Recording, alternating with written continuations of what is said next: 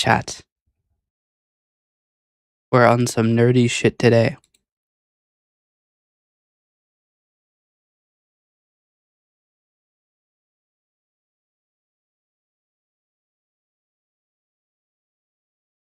Okay.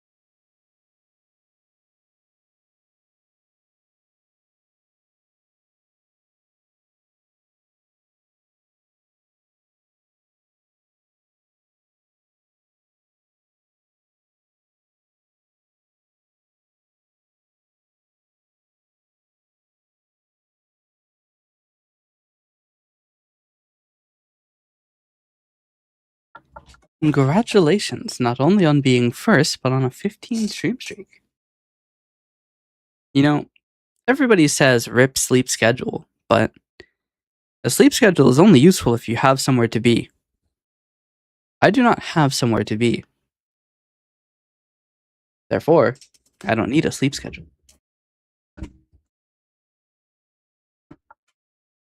Hey, Bertels.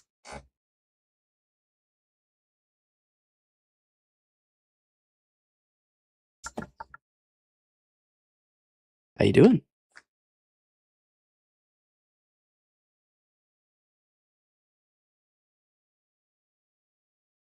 Your points went down like crazy after all that crap happened yesterday?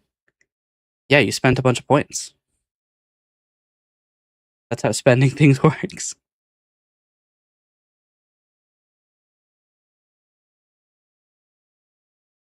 Alright, I need to make a new solution. We're doing some crazy shit. We'll make it as a console app.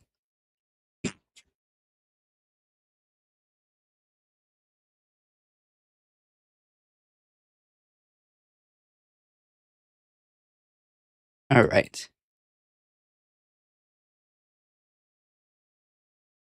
Where is OBS? I'm not even running OBS. I should probably be running OBS. I should be running over yes. Unfortunate.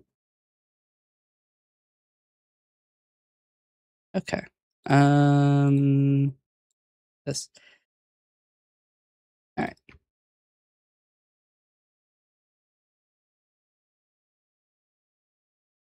So, you may notice we have the default hello world program. I have made some changes to the IFMC compressor, and it would benefit from a library that we're going to be making today. What does OBS do in my first PC? It sends the data to the second PC. I'm running an RTMP server on my other PC.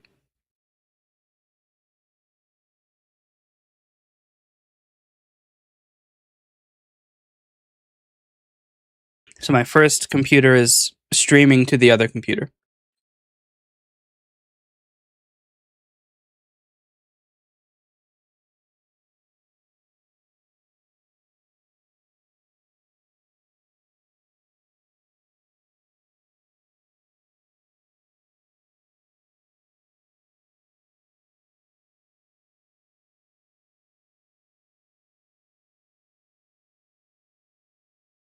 Didn't OBS crash several times before and your model was still fine? Yes. Yes, it did. Do you know why that is? If I take off my main computer, if I hit stop streaming, you'll notice when it finally goes through, it might take a second. Server's probably going to persist that last frame for a while.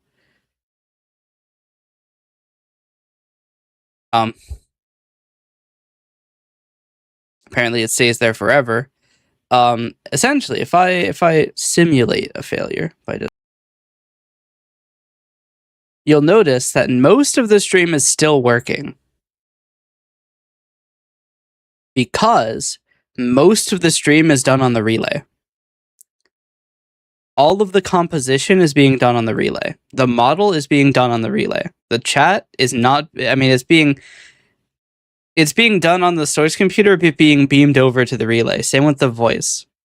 So the voice is coming from the main computer, and the captions are coming from the main computer, but they're being composited in the relay.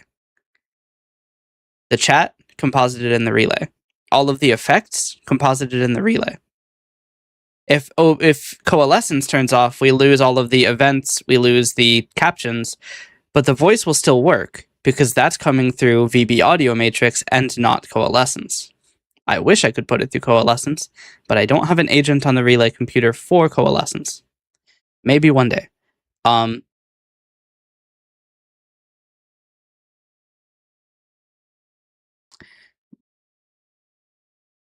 If the main PC fails, text to speech doesn't work.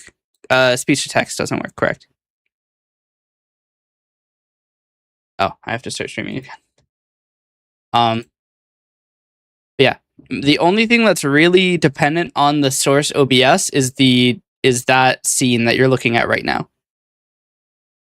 Nothing else actually goes through the source OBS because the source OBS crashes relatively often.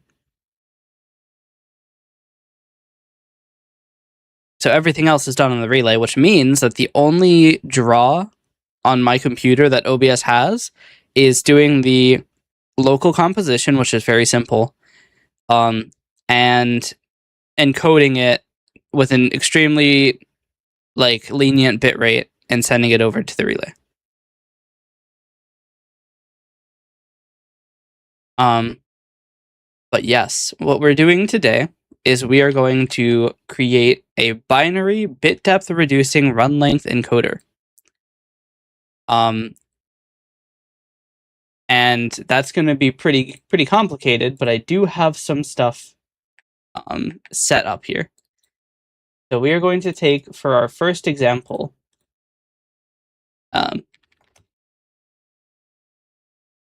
this file,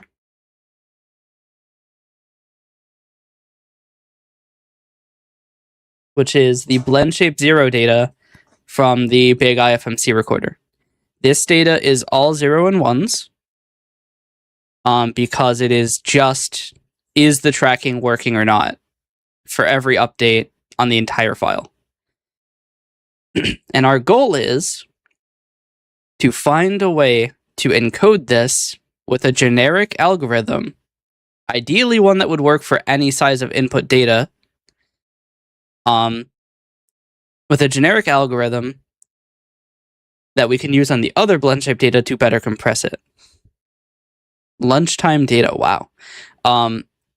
The ideal bitrate, or the ideal output file size is less than a kilobyte long. So that's our target. The file size is 3.64 megabytes of a lot of runs of ones and zeros. So, the first order of business is I just want to do a simple for int I equals 0, I is less than data dot length I increases byte data this equals data at 0. If data at I does not equal data this, wow, fucking grand suggestion there. I feel like they made IntelliSense stupider. Then we will do console.writeLine the data changed from data this to data at I at index I.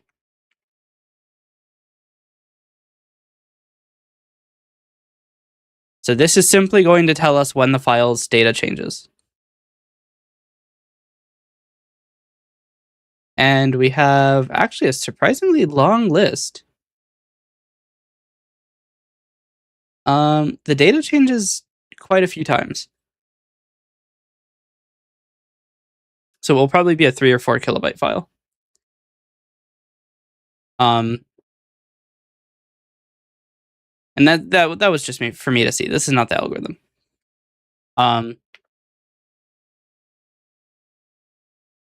Yep. So we're going to make a class, internal class, BD. Actually, I can't call it BBDRLE because it's the namespace name. Run length encoder, which is a template type. Can I use, hold on, int x, size of t. I cannot use. So they can only be used in an unsafe context. Interesting. So we will not use a generic for it.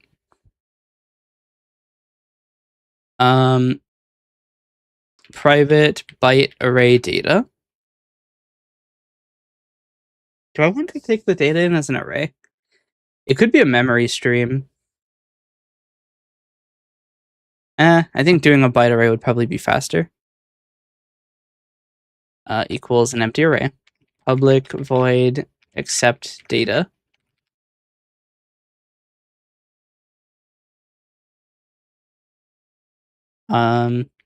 Change these around.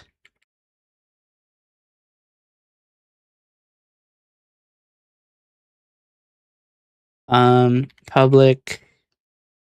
Hold on, we need to define another class. Internal class compression plan.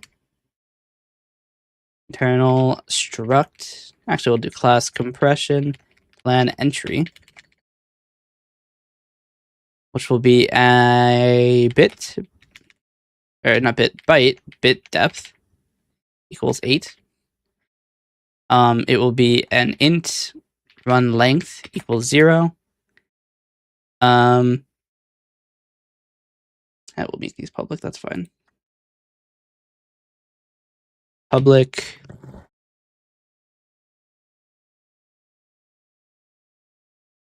byte min value.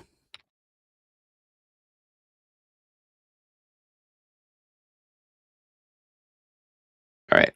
So compression plan is a list of compression plan entry.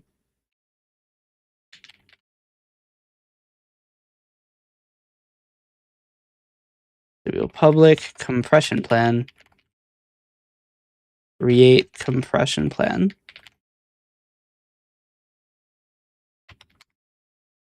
which is going to be an unsafe code block. We need a fixed byte pointer b data equals data.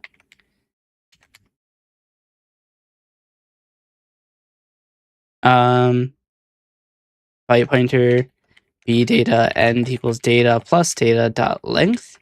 Actually, b data plus data dot length.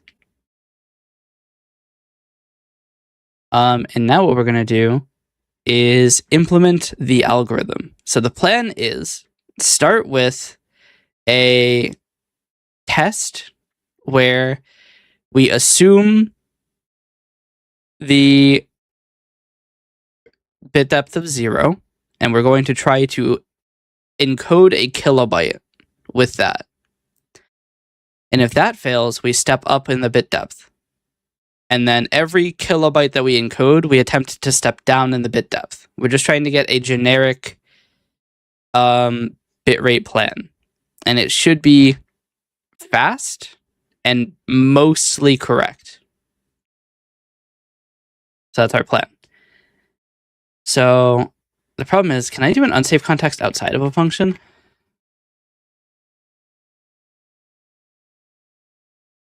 No, it must be in a function. Hold on.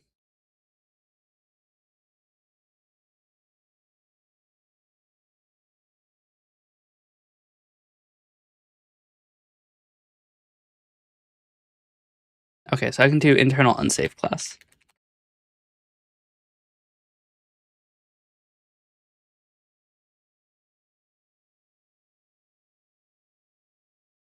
Because the entire operation is going to be unsafe. Also, hello, Armorlord in Blue. How you doing? Congratulations on your 10 streak. We are doing some nerd shit today. We're doing essentially run length encoding, but with bit depth reduction. And it's going to be a thing. The general idea is we're going to compress 1 kilobyte increments and attempt to step up and down in the bit depth. So if we hit a value we can't encode, we will attempt to change the base value. And if that still doesn't allow us to compress a kilobyte, well, actually, we're going to try from 0. Because if it's the same value, we want to make a compression of bit depth 0, because that's really cheap. But essentially, plan is we write the minimum value of a range and its bit depth, and all of those are offsets from that value. So for a bit depth of 2, we have 4 values. So let's say the minimum value is 3. We can encode values from 3 to 7. And actually, I guess 3 to 6, isn't it? Because with a bit depth of 2, we have 0, 1, 2, and 3. Yeah. So 0 would be 3, and 3 would be 6. Anyway, the idea is we're trying to do that because the IFMC data is a lot of values that are close to each other. So if we do bit depth reduction, we could potentially save, by my estimation, 80 to 90% of the blend shape data.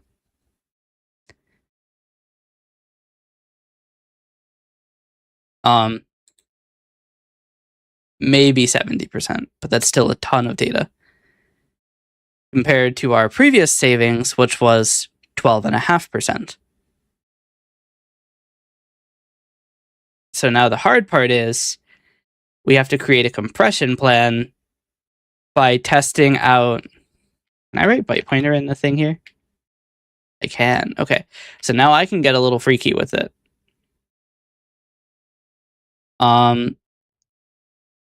So private byte pointer start and a byte pointer end. Start equals data. I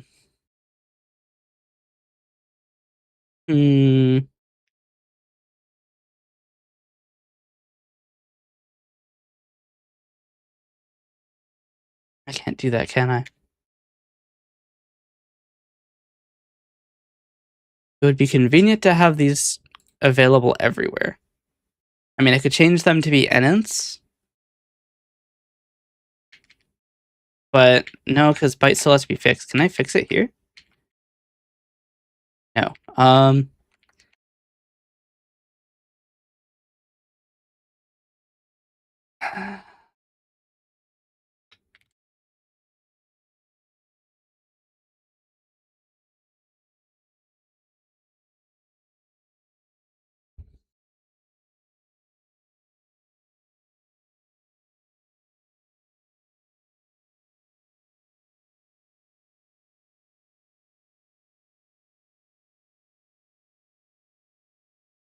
Oh, I can do it in a struct.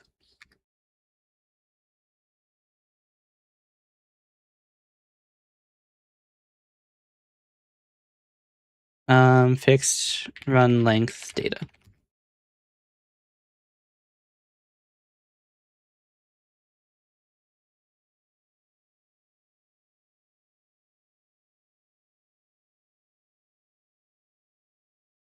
No?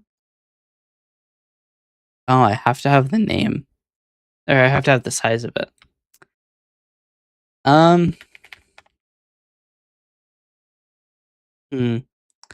What I would like to have is permanent references to the beginning and end of the data, so that I can use it in all of the buffers or the for loops and shit I'm gonna have to do.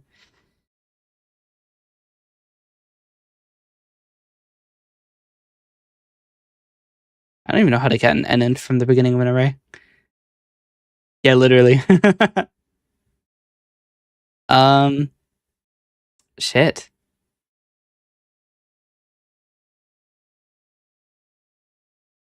We might just use native memory.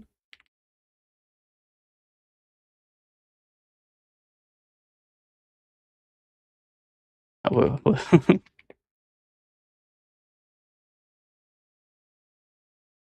here we go.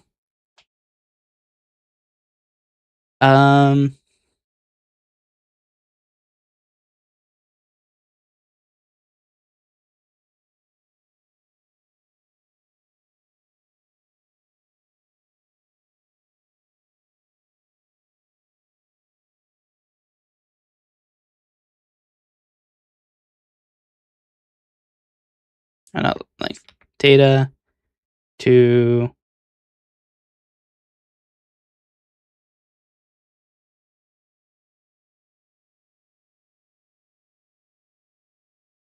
do I set it to 0 or null? We'll set it to null. Into data, which we will set here.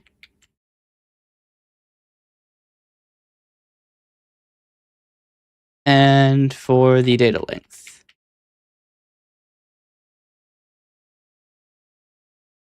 What is your problem?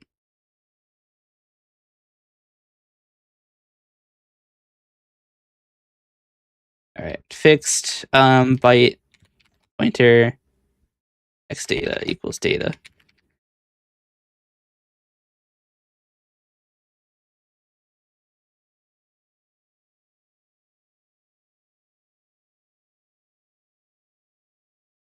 Did you know number 5 is actually the number of times I've been stabbed? The fuck? Have you been stabbed?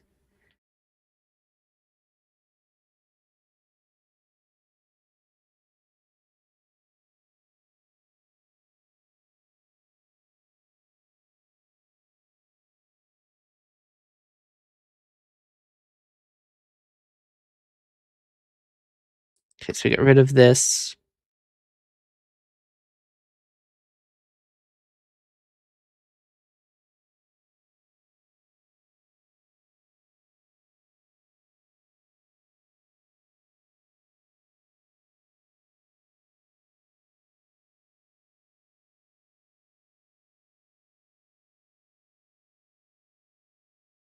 Can I not do this?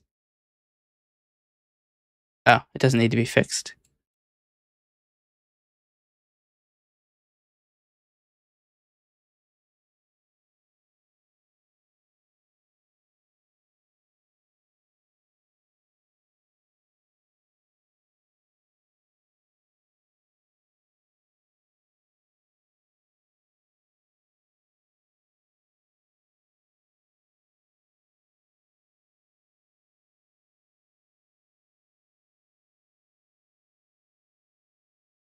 Why is it not putting length at the top of the list? Okay. So we now have our pointers.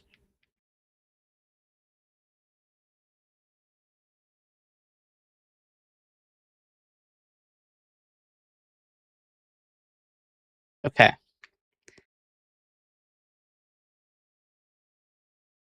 So what we need now is a current pointer,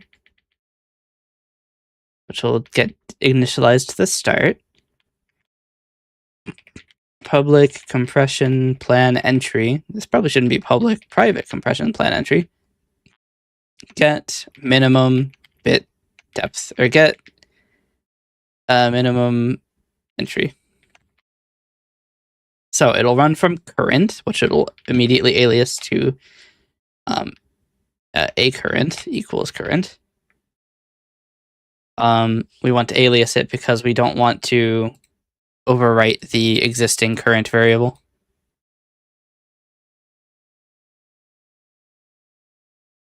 Why has Elme sent me a picture of NeoFetch?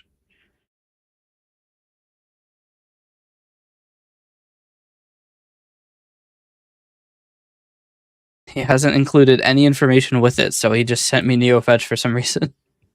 Okay.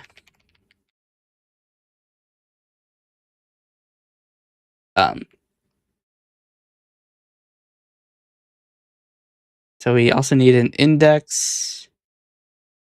A start equals a current minus start, which should be a long. That's fine. We'll just make it a long.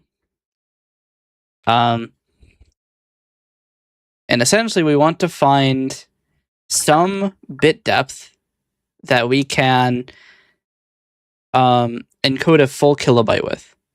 So we're saying a kilobyte is our minimum block size. So let's put that in our options here. Public int min block size equals 1024. Then what we want to do is for int I equals 0, I is less than 9, I increases. We want to do we need byte min value equals 0. Actually, we'll set it equal to the byte currently pointed at by analyze cursor. Actually, we'll do that in this loop. We'll say int bit depth equals I, just so we have a better name for it. And what we want to do is for int j equals 0, j is less than min block size, j increases. We want to do if, or let's see,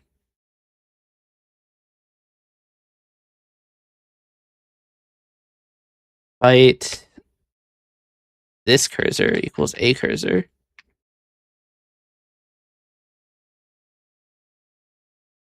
All right, thanks for stopping by. T cursor. Hold on, let me just copy the code from the other one. I've already implemented this kind of. I will have to update it for this system, which is using unsafe code and not array access.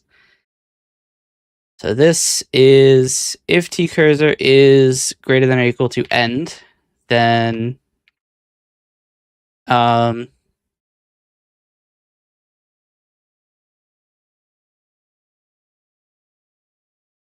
I guess this would be the best entry, actually. So entry dot bit depth equals I. Entry dot min value equals min value.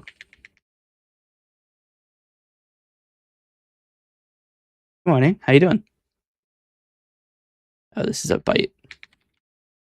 Entry dot run length equals t cursor minus a cursor, which we need to cast to an int. Entry dot, I think that's it actually, return entry. So if we hit the end of file, then this is the best possible entry. Could be better. The seatbelt extender they use in the Volvo is missing, so I don't know where it is. But yeah, I'm not in my Freightliner due to radiator issues. Yeah. My mom's car also has radiator issues that we're trying to get fixed. So byte this value equals the value pointed to by t cursor. If this value, you have 15,000 hours in RimWorld. That might be too many hours.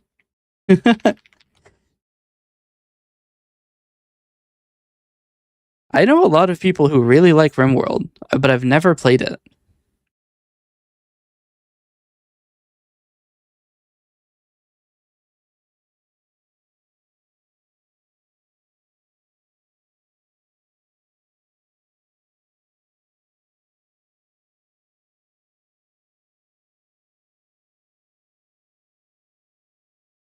Huh. All right. If this value is less than minimum value, then if the max value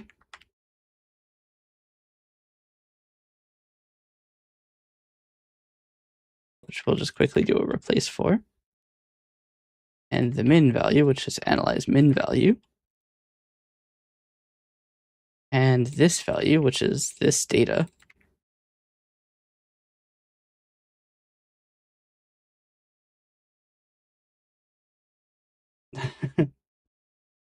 don't buy the book. Got it.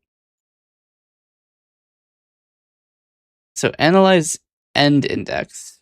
If this is encountered, we need to continue. It means that the bit depth isn't high enough. Analyze bit value range is 1 shift left 8 minus I times.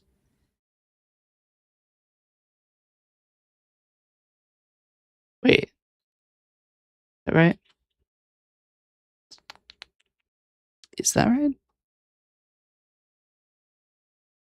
If we shift it, okay, let's say our bit depth is 8. 8 minus I is 0. So the value isn't shifted left at all. Does it shift right if I pass a negative value into this?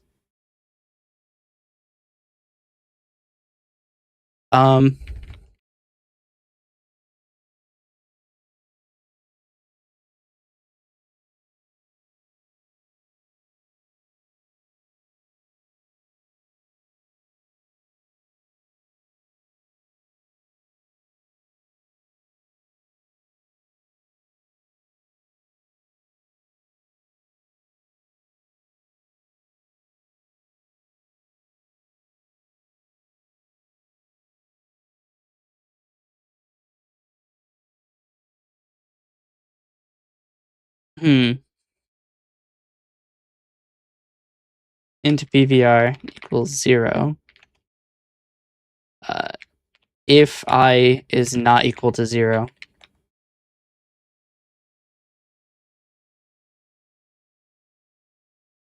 No, actually, this is right. Okay. Other than that, I did 2 streams this weekend, messed up the audio on Saturday, but redeemed myself on Sundays. Yeah, audio is always the scary bit.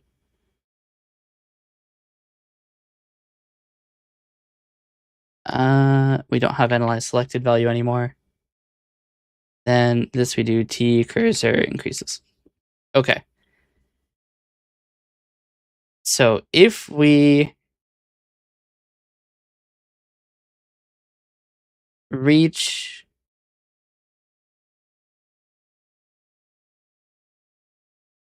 if t cursor minus start or a cursor is greater than min block size, then we take our values. Accidentally lowered my mic on Saturday. Yeah.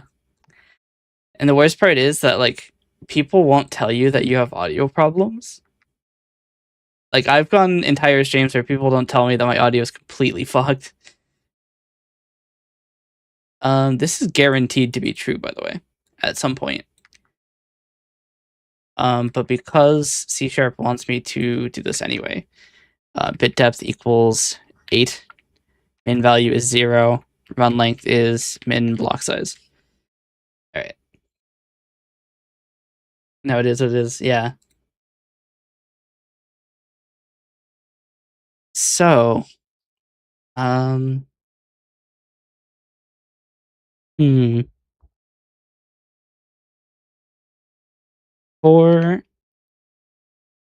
byte,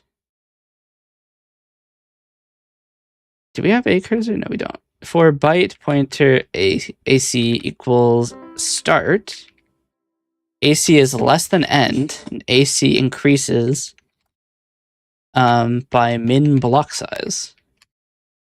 Compression plan entry equals create get minimum entry. Plan dot entries dot add entry. Is this a video encoder? No. This is essentially a bit or a byte array encoder that is supposed to reduce the bit depth where it can to save data.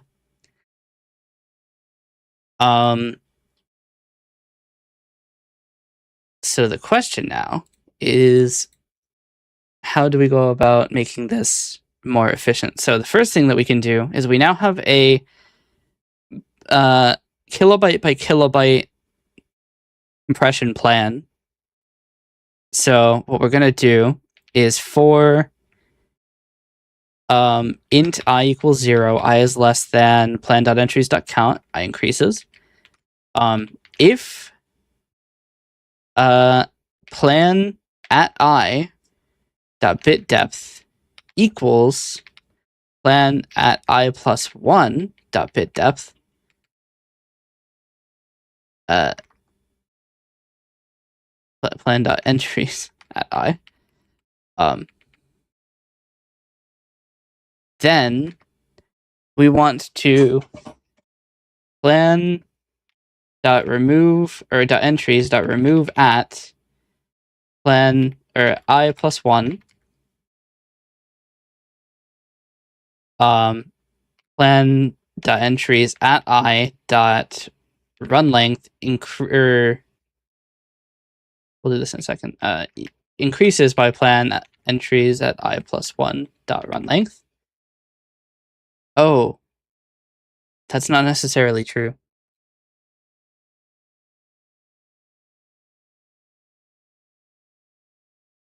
The reason that's not necessarily true is that the minimum value might change. So, and the min value is the same.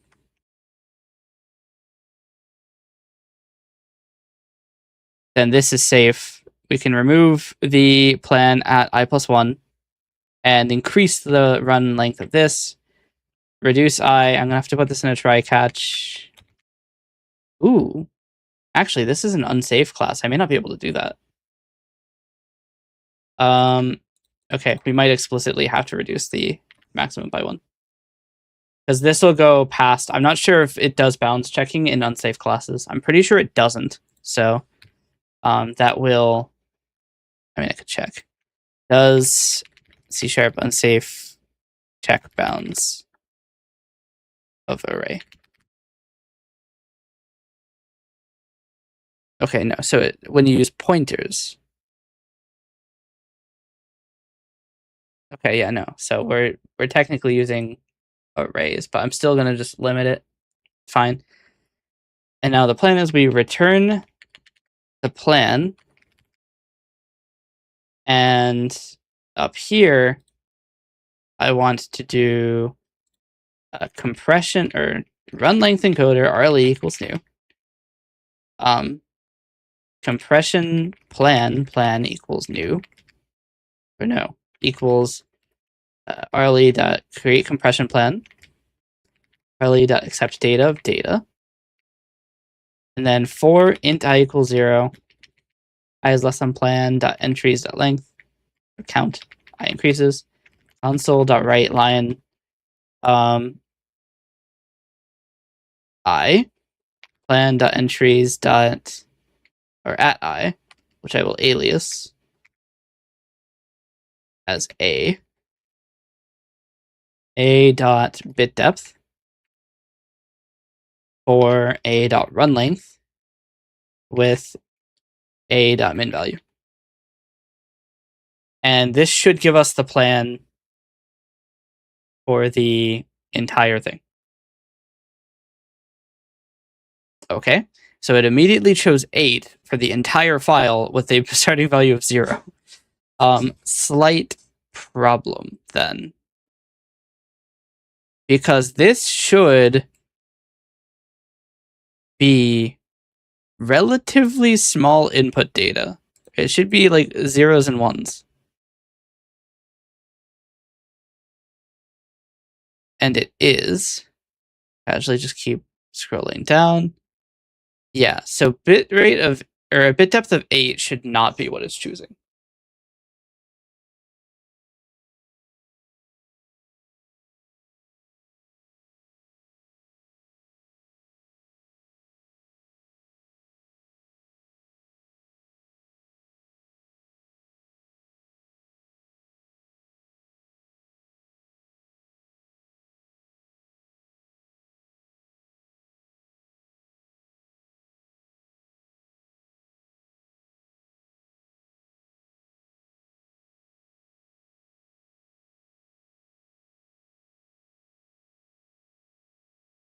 Mm-hmm.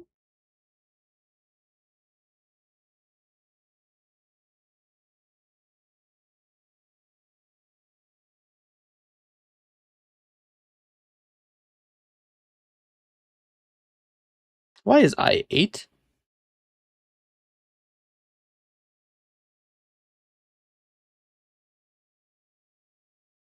Hold on. From the top. I is 8.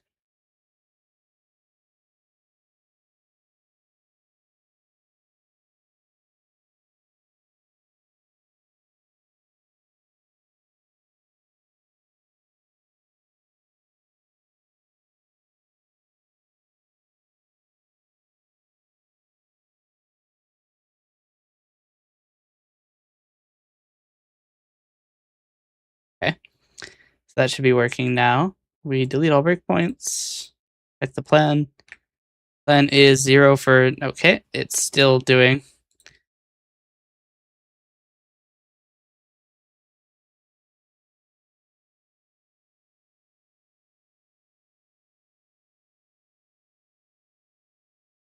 Let's see. We return the entry, which has a bit depth of 0, a value of 0, and a length of 1 kilobyte.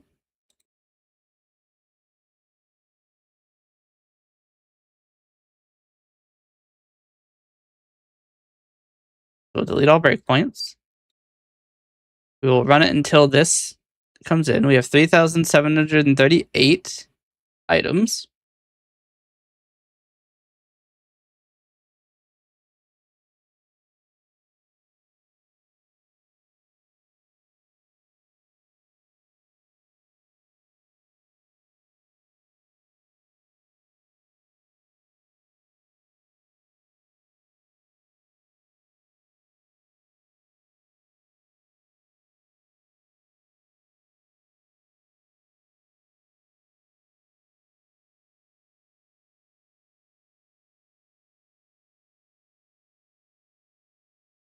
Okay.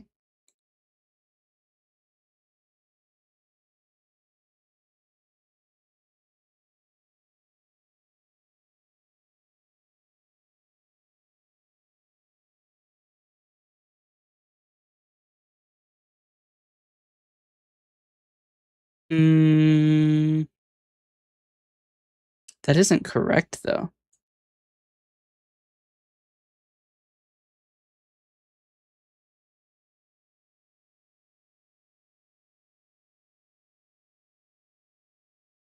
There should be at least a couple of these where the minimum value is 1.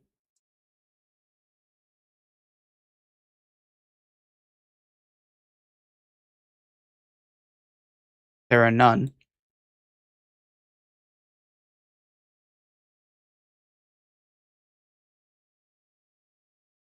We'll put a conditional breakpoint here that this value is not 0, which should eventually become true. And we're going to run analysis again. Okay, so this value is 1. The bit depth is 0. Minimum value is 0. So this value is greater than max value.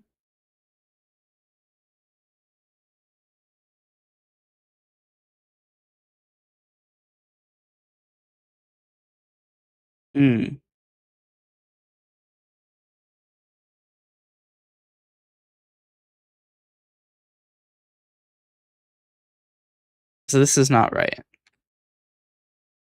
The range of values is entirely wrong.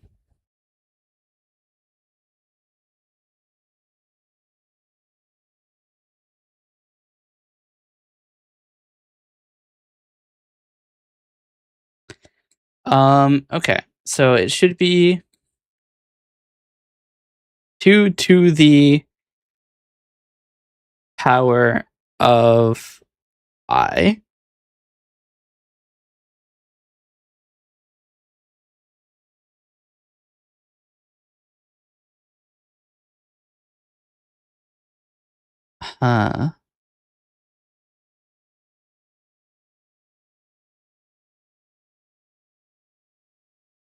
Is it just 1 to the 2I? This value is 1 now, so 1 should be above the max value. Cancels it, goes to a plan with a 1. Or a plan with a bit depth of 1. Now all of them have a bit depth of 1. Shit.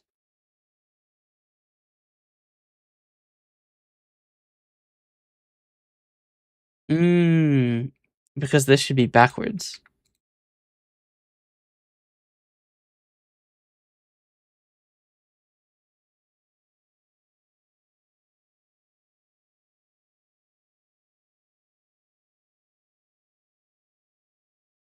I think.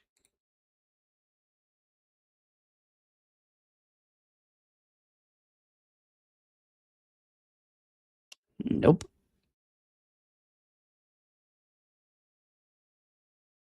Hold on.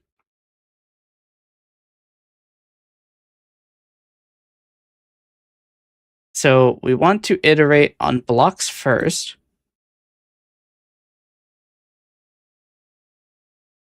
Yep, literally.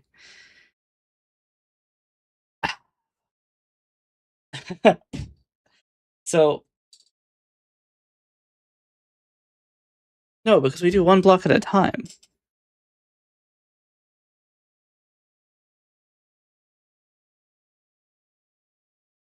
This is right. Hold on. From the top. All right. Our entries, if it would let me look at them. The problem is 1 is the wrong bit depth.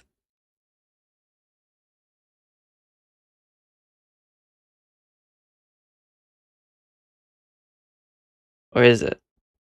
Oh, shit. I don't remember what the indexes were.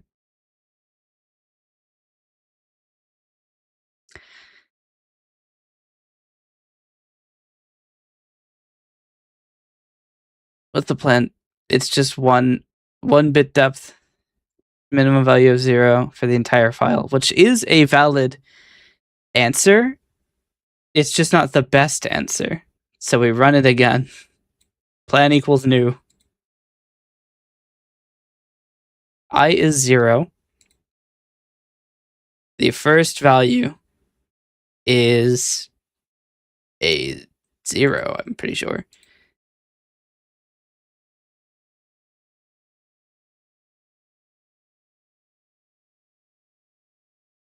So this value is 1. Oh, you know what it is? Cat. I don't want to talk about it.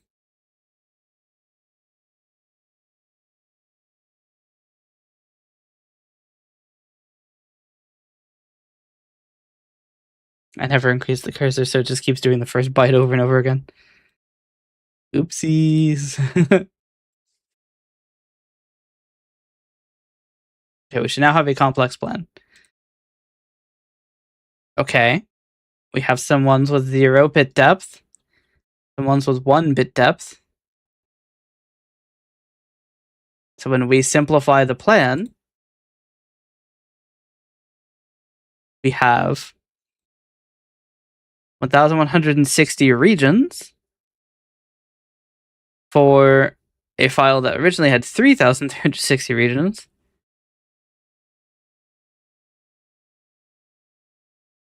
Which still seems like too many, but I mean, whatever. So now the plan is to attempt to expand plans or entries backwards. So obviously we can't do that for the first one, but I mean, no, we could try to expand them forwards too. So the idea is we can determine the index of a plan by counting how many run lengths there are up to that plan. So we do another run of plan things.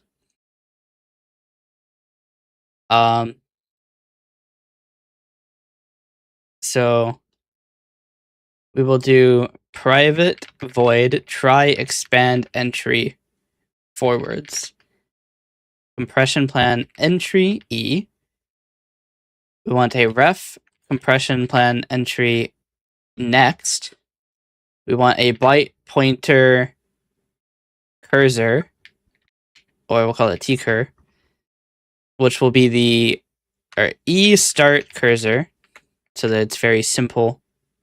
So what we want to do is set byte t cursor equals E start cursor plus E dot run length to get the end of E. And we do essentially this.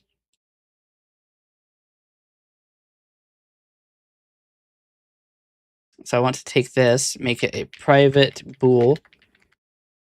Does byte fit in entry? Byte value. Byte min int bit depth. Or we'll say byte max.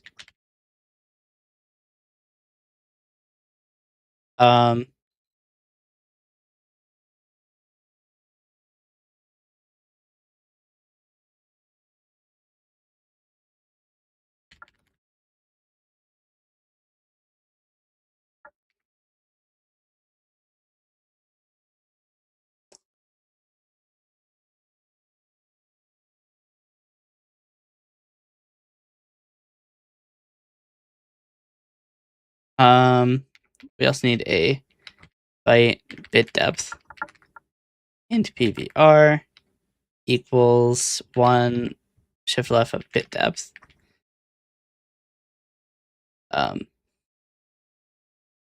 Return false. Return false. Make these ref bytes that they can be updated. Else, then we return true. The idea is that we could do if not, does byte fit an entry, continue. This value, ref min value, ref max value, I.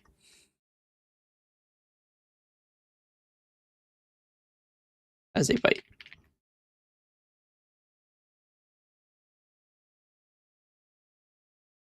Okay.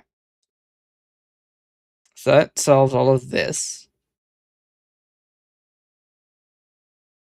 And the idea now is we can take this code and do byte min value equals e.runLength dot. Oh, we don't actually know the maximum value for these. So we'll cache that as well.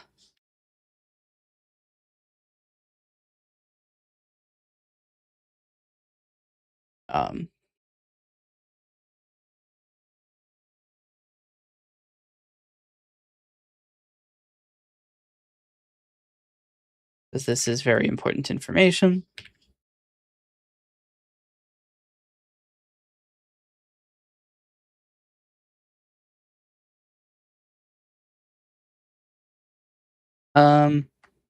Actually, we want to directly use these variables.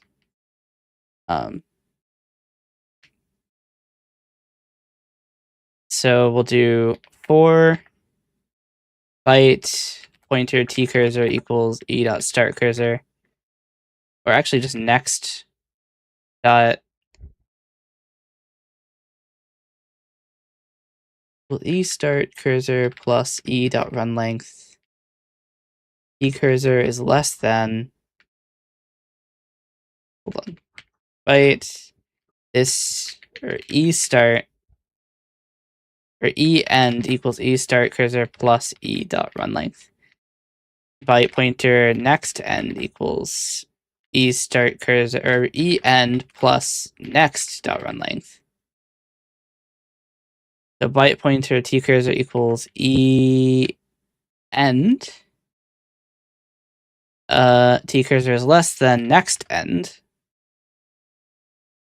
T cursor increments by 1. Byte this value equals value pointed to by t cursor. The bit depth is just e dot bit depth, which is already a byte. Else, we want to do e dot run length increases by 1, and next dot run length decreases by 1.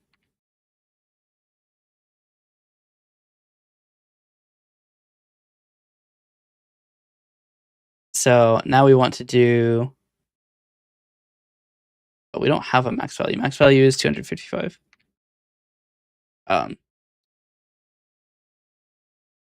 So now we're gonna do try expand plan entry forwards to plan dot entries at I. Ref plan dot entries at I plus 1. Byte start cursor equals start. We start plus equals plan dot entries at I dot run length. This doesn't need to be ref.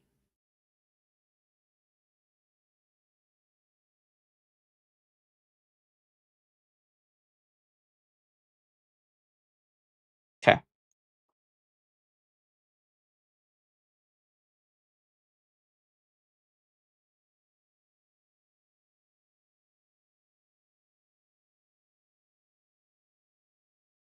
So here it is.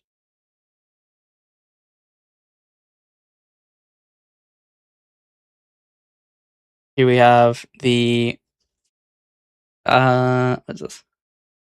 Bit depth, run length, min value, max value. So if we run this, we get that we can run. Does that make sense?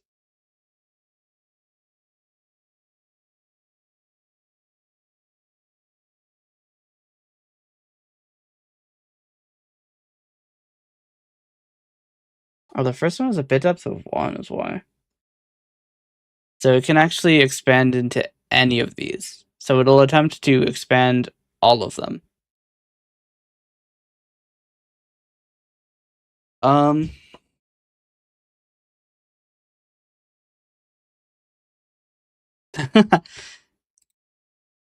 if plan.entries at i+1.bit depth is less than plan.entries at i.bit depth, we will just continue.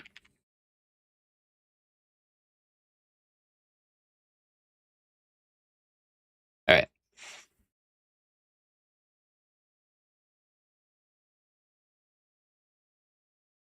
All right. Try 2.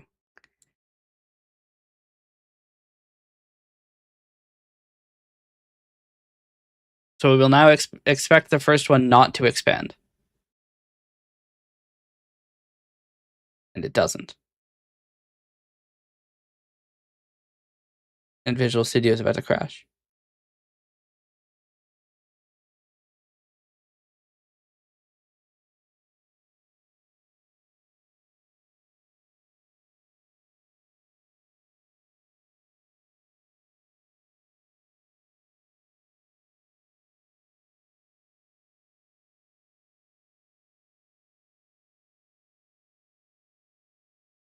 Cinema.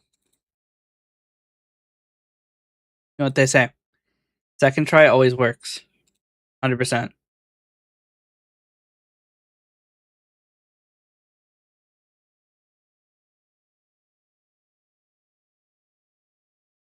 I love the Ask Copilot button, even though I've uninstalled Copilot. They want me to do it. Okay. Of course, it fucking makes all the things wide again. All right, whatever. So we skip the first one. The second one can expand. It does expand.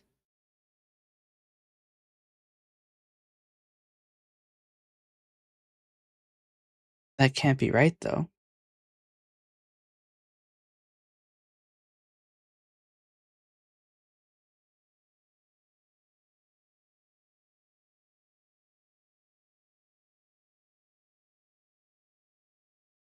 You have to retry this. So this is the first time it gets here. We need to go in.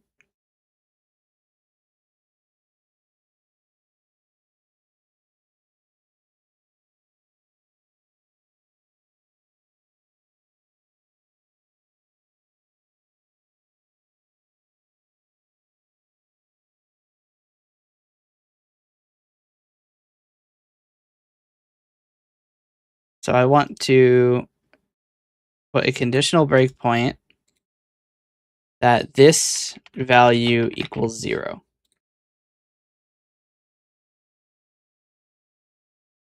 We don't hit it. What?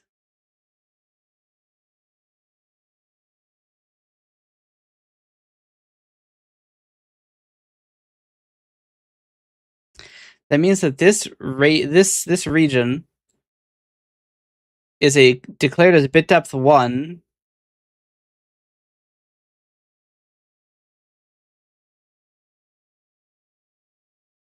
And the value never changed.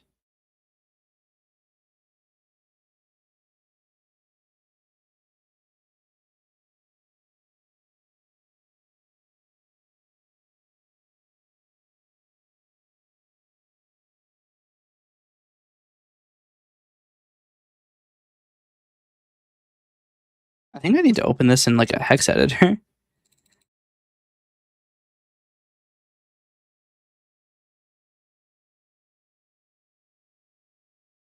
I looked up Fred and it didn't appear, but I type in hex and it did. Don't question it because it makes my head hurt. All right.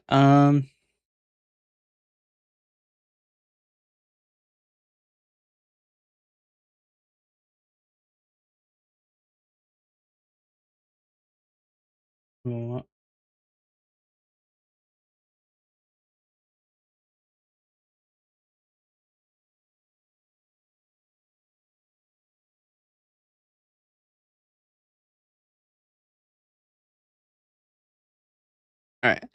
I'm opening this in a hex editor so I can follow along better. So let's see. The cursor is... It's e start cursor plus e run length. The start cursor is 0. So we're at kilobyte 5.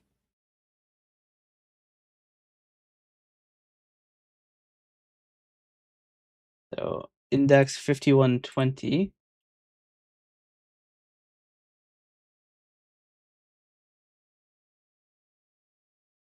Which starts at 1. And we are attempting to go into a region that is 1024 bytes long. So it ends at hex or position 6144, which is actually within the same range of ones. So this next entry has the wrong bit depth, and the min value is somehow declared to be 0 despite the fact it never is.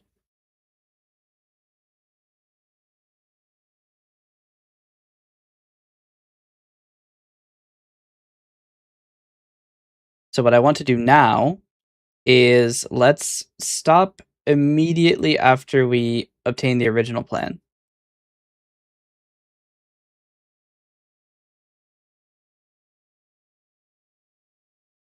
So the original plan is for the first kilobyte. It is a bit depth of 1 with a minimum of 0 to 1, which does make sense.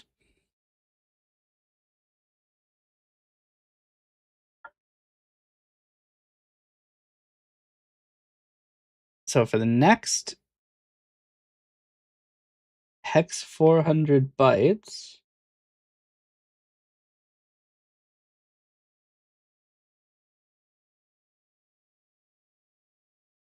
every single one of them are 1.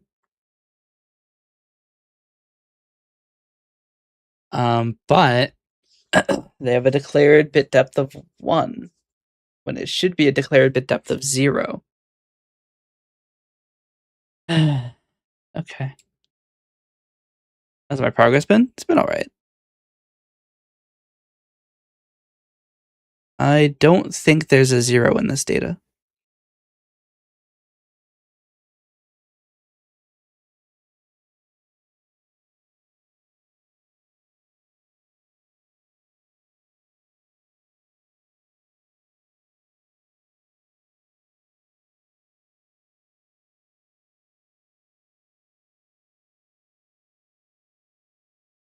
Okay.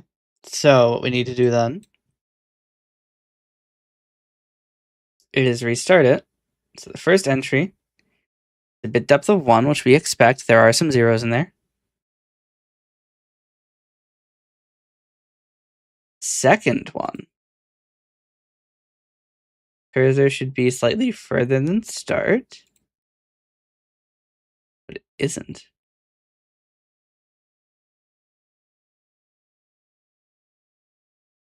Because cursor needs to be set at the beginning of this.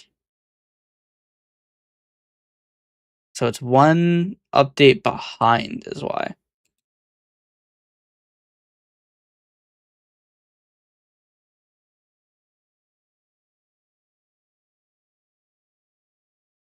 Okay. This is more like what I expected.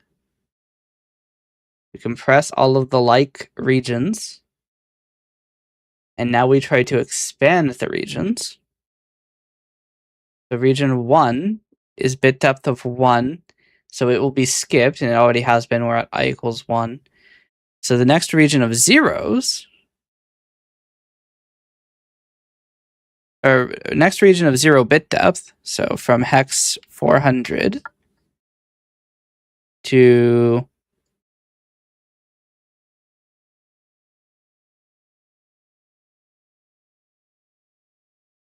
hex 1BB7, which is 6072 bytes.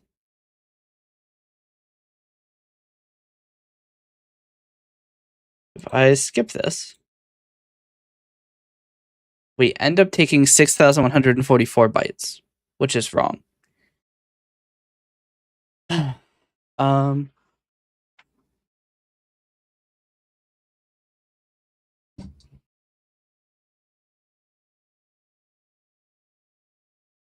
So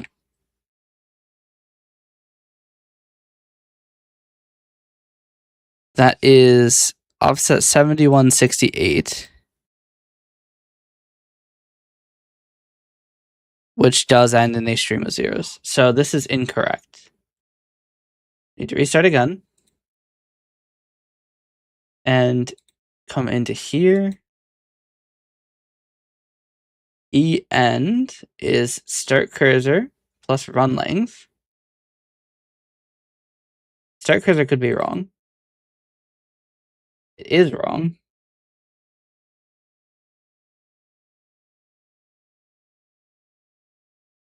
Should be updating start cursor and not start. We can see if that fixes it. Probably won't, but we'll see.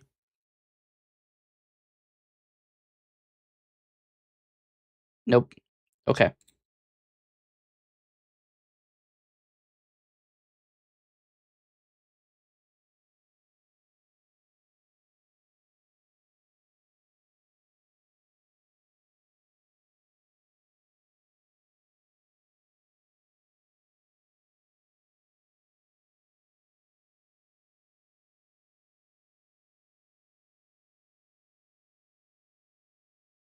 Is that right?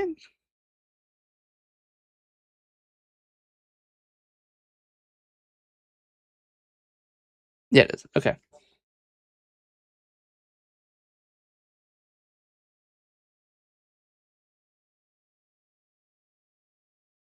Oh, it shouldn't be continued. No, it should.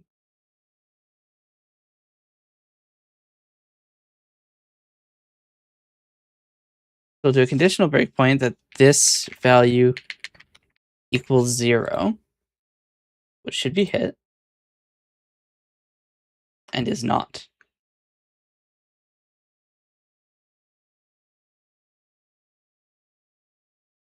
Now I'm confused.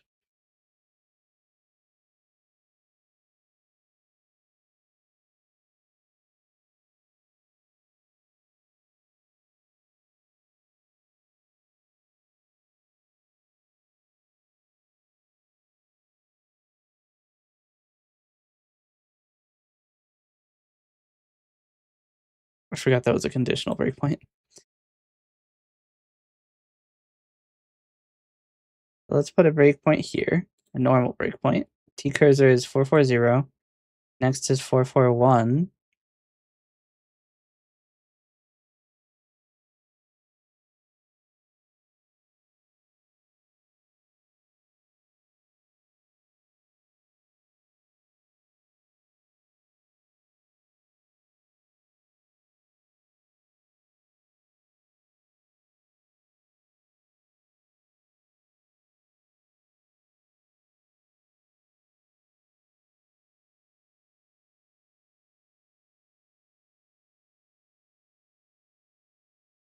So this is going to be a file index of e.runLength, because e is the first. Or no, it's plus a kilobyte, isn't it? So you skip the first one, which is a kilobyte. Hold on. Let's look at the entries.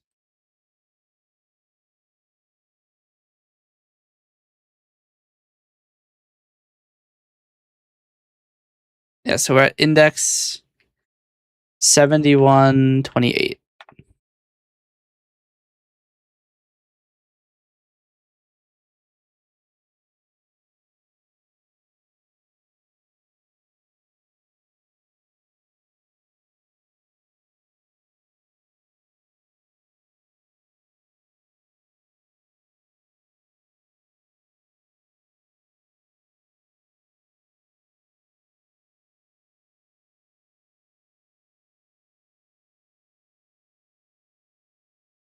The offset at 7128 is a 0.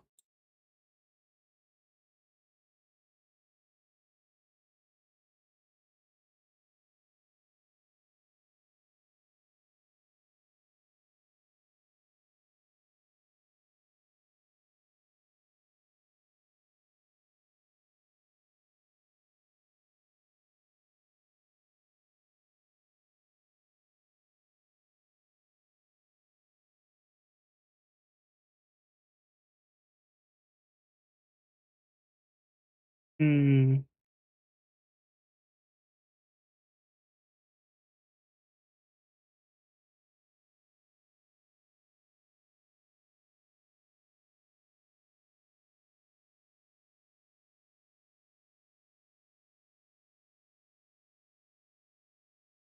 Oh, it doesn't, because this is not advancing the cursor. That's why.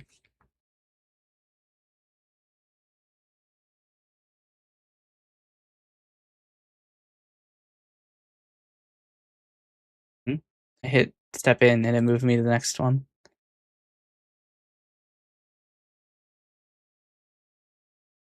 Okay, get rid of this breakpoint.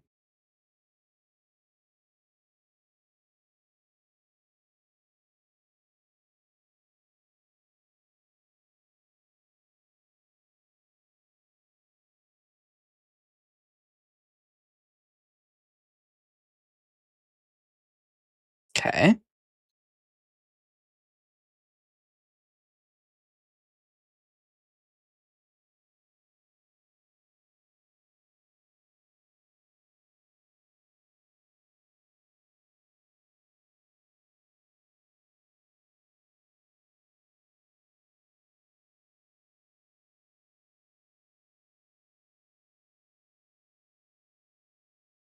Okay.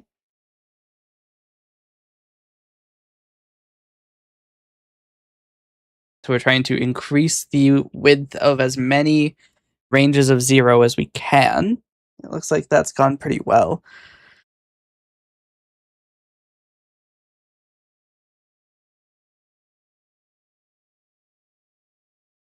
What I want to do in compression plan is create public long out size equals entries dot sum x dot bit depth times x dot run length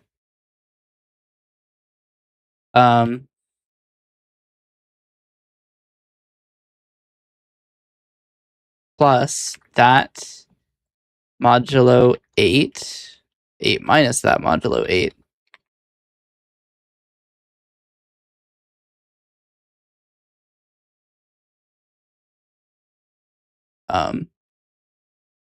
all divided by 8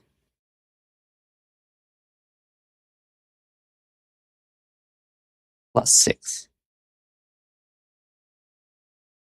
So this will give us the outsize of the plan for every step. I want to track this as we go along. So I'm going to add a watch plan.outsize. We're going to watch it as it goes through and does every one of the steps. You cannot see its value because it's hidden by chat. There you go. So when we remove duplicate plans or duplicate things, we should see no change. We do see a change. Oh, no, that's a change from removing all of the entries. Okay. So then trying to expand entries forwards, we see a relatively significant change. That saved about a megabyte. So now what we're going to do is we're going to attempt to expand entries backwards by setting I as 1, I is less than plan.entries.count. If I at I minus 1.bit depth is less than our current one, then we don't attempt to do it. Otherwise, we're going to try to expand entries backwards. Which is going to be nearly the exact same code.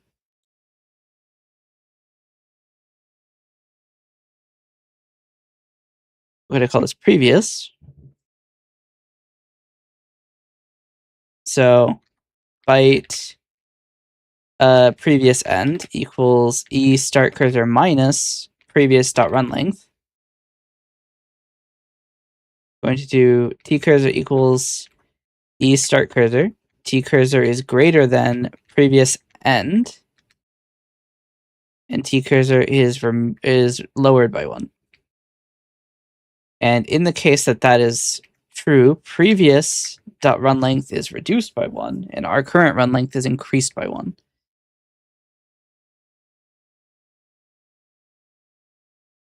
And what I want to see is how does that change the plan size. So currently the plan is about 1 megabyte, and it closed.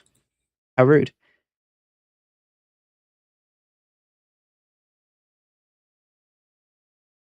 So I think I need to put a trace point here.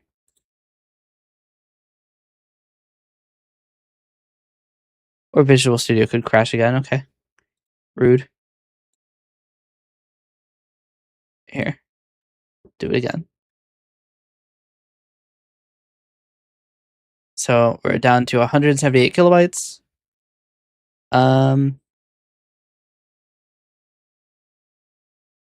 E cursor equals start cursor. Previous end is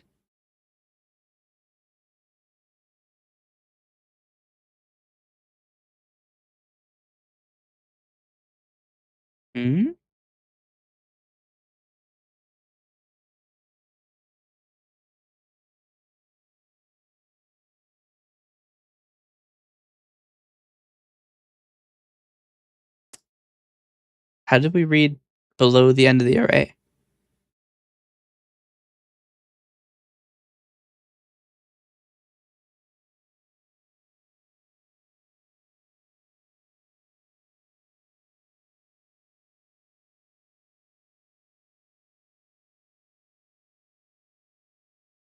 E cursor is at the beginning of the entry.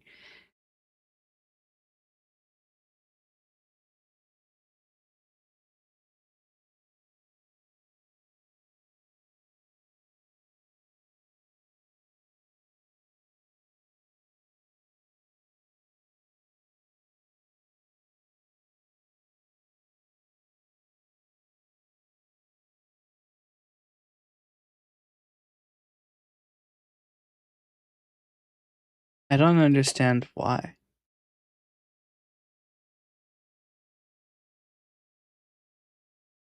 Oh, I'm going. Okay. First off, the start cursor needs to be reset. But second off,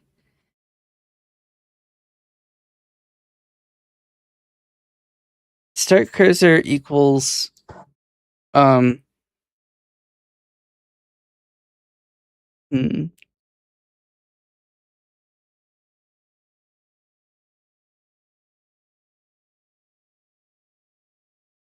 This isn't right either.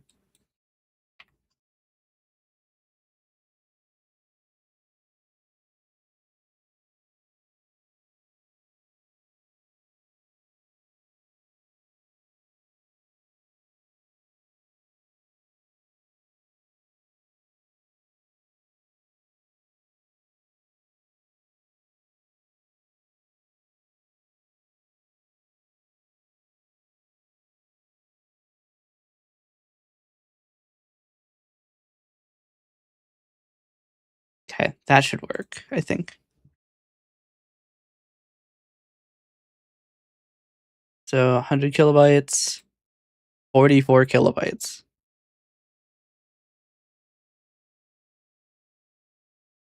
Is it? It's still really long.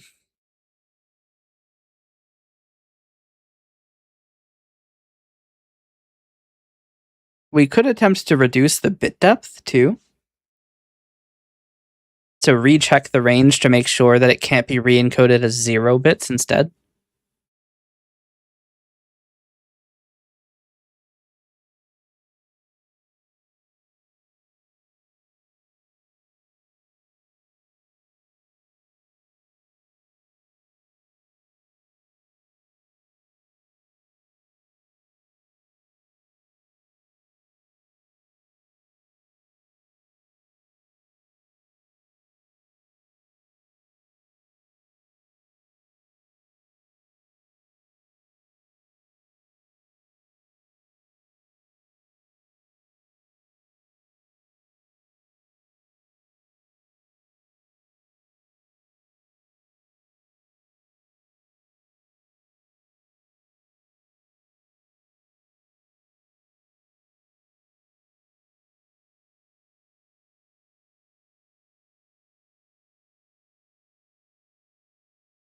So essentially, we would do um, for int I equals 0, I is less than 9, I increases. We would do set the min value again. We do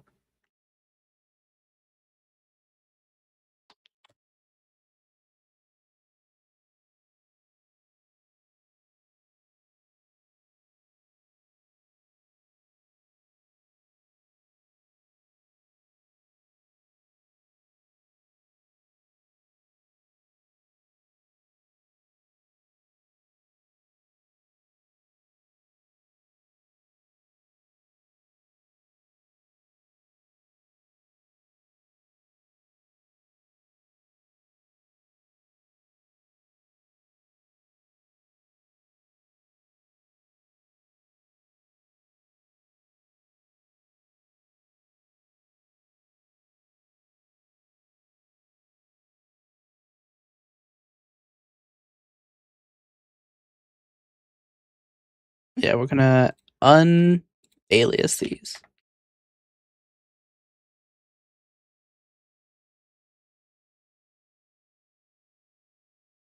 Run length doesn't change. Return E.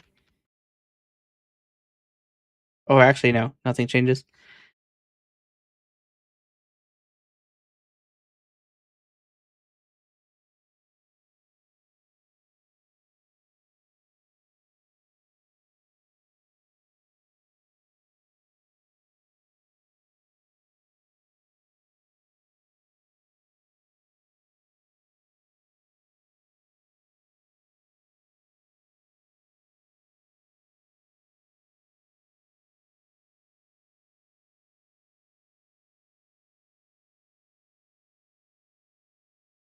Okay. We bring our watch back around. Index is out of range. What?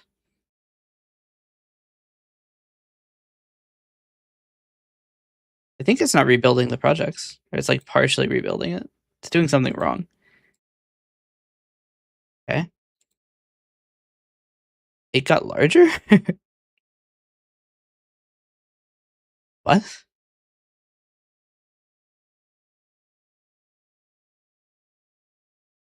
Some of them are 8 with a run length of 0. What?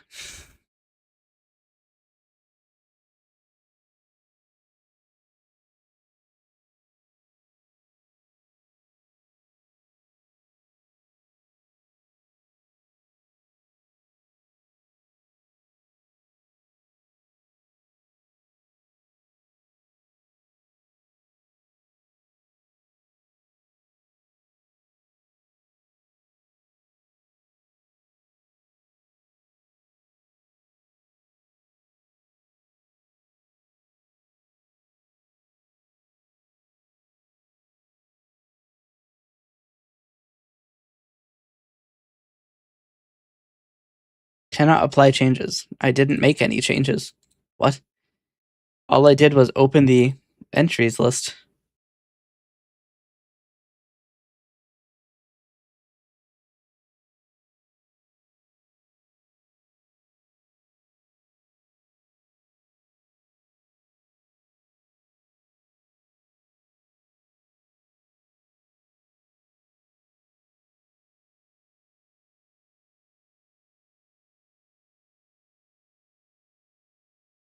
It didn't make any changes.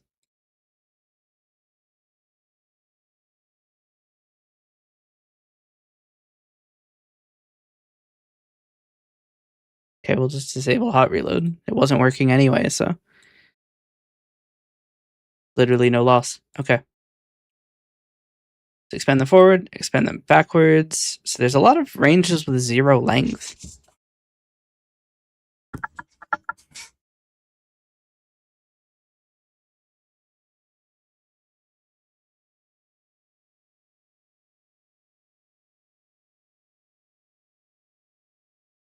We've reduced the size to only 8 kilobytes.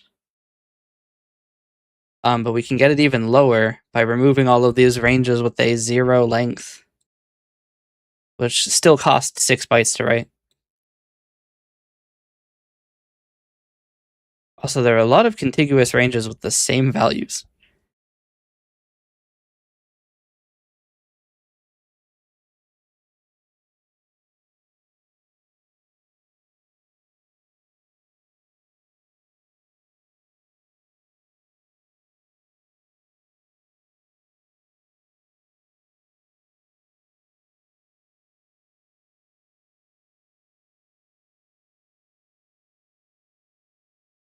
I mean, I think that we can save a ton of space doing this, though.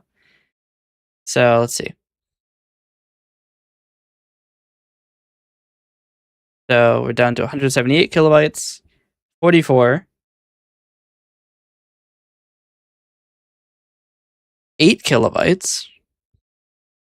We remove all of the empty ones, 4 kilobytes. We merge all of the ones that have similar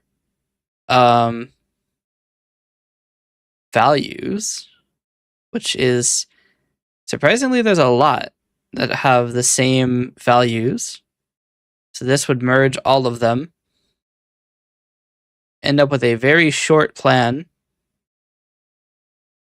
This one has an invalid description. There's a max value of 1, but a bit depth of 0, which isn't valid.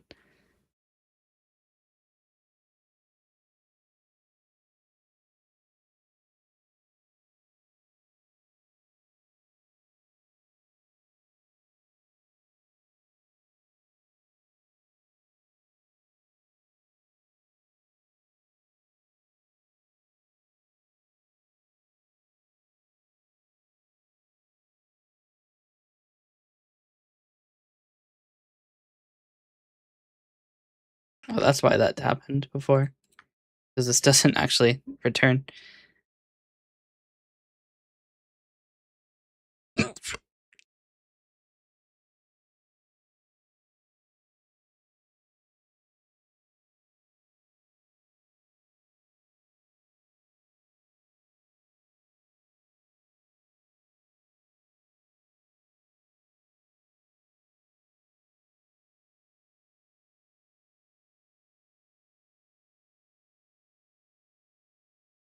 Okay.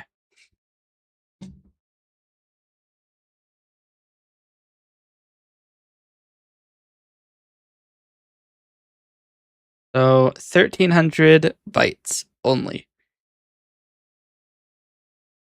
But our plans are incorrect.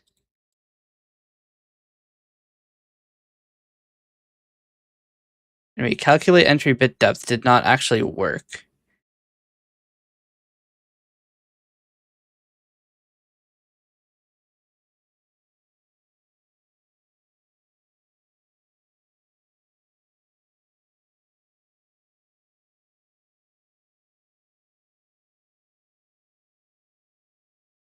No, because the bit depth is never actually recalculated.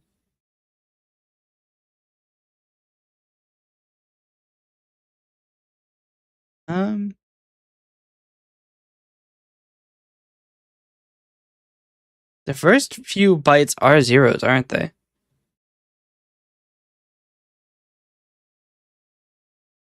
There's a run of 33 zeros.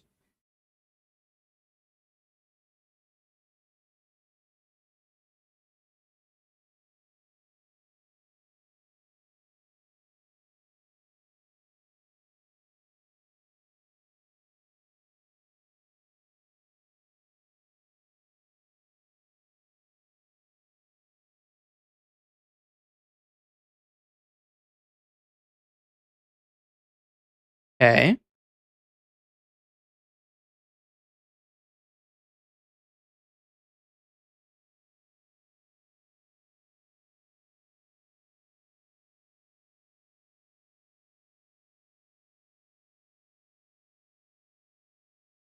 This should be a break, not a continue.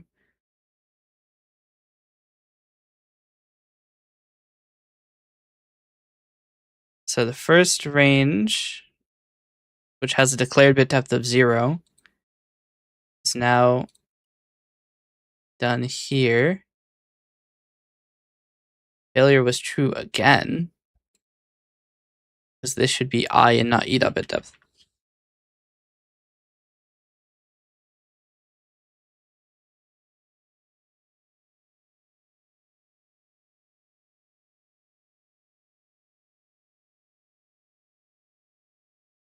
I was going to just run delete all breakpoints, but I really don't want to do that.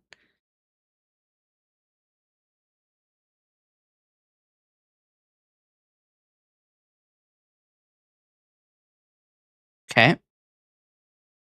So we have 28 kilobytes. We ran recalculate, and now it is 38 or 3.8 megabytes. Somehow.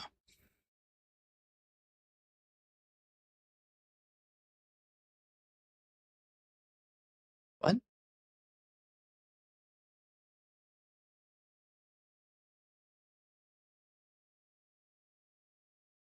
No, the plan entries look right to me.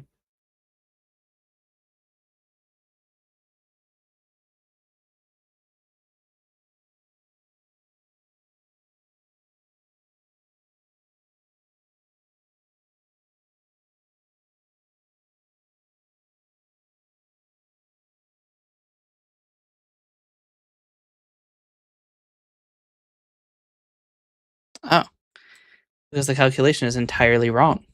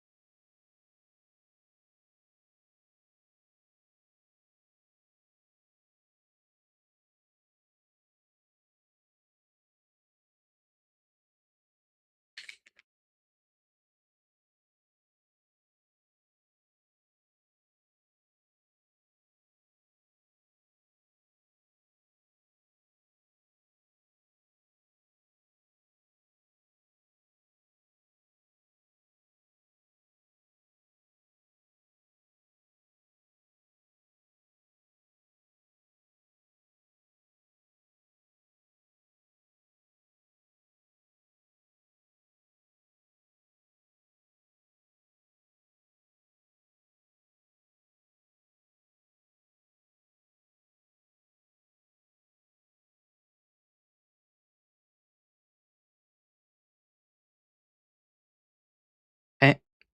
We have to redo this. Apparently the math wasn't quite right there.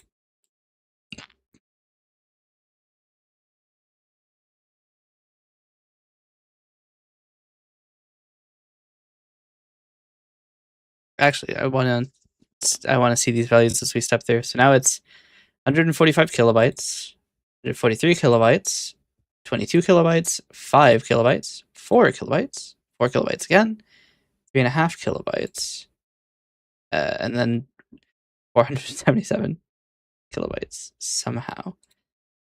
Where is that coming from?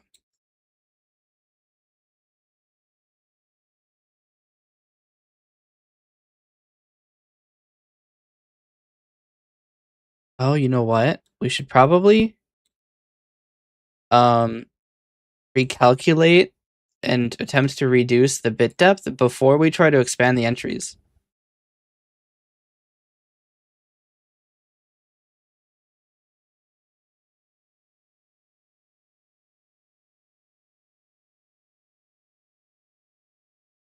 We can kind of just spam this. We don't need this trace point anymore.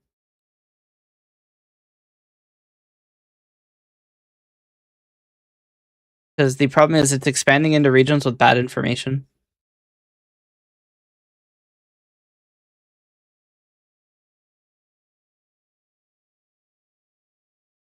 You see this, or is this off the window? This is off the window. Okay. We'll put it down here.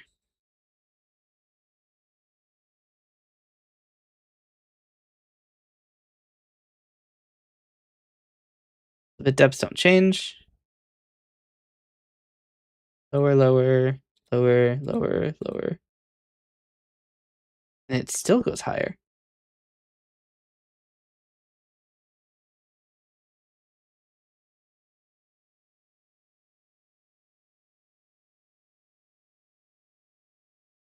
And replace all of these with recalculate entry bit depth, because that will make it more accurate.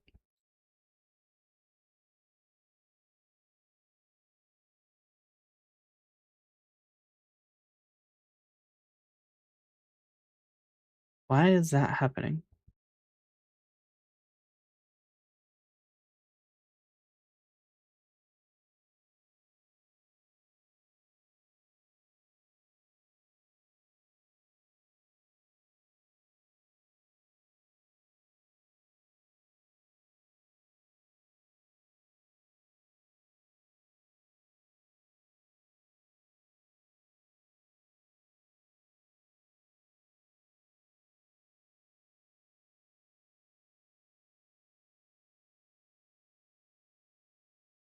Hmm.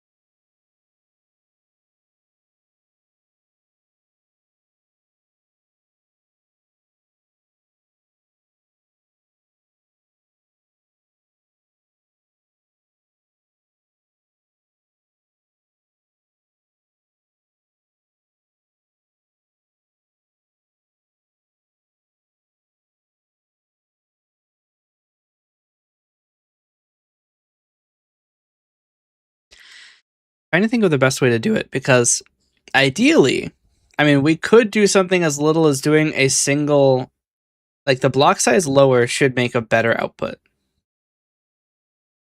but it'll take longer to process because there will be far more blocks. But it'll more accurately allocate the file.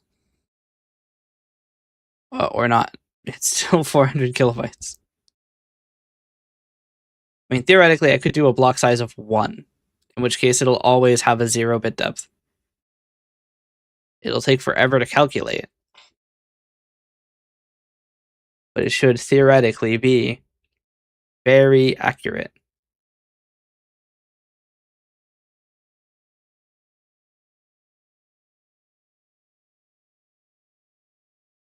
Problem is that remove at is extremely slow, because it reallocates things.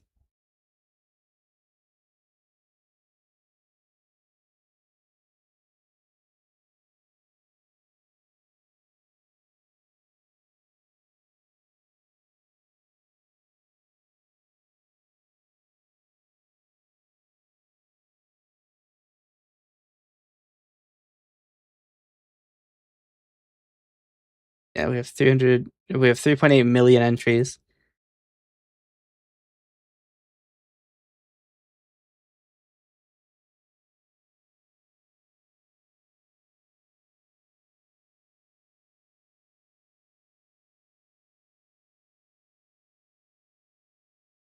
Okay. Let's do maybe a block size of 8. This should be about as small as is feasible.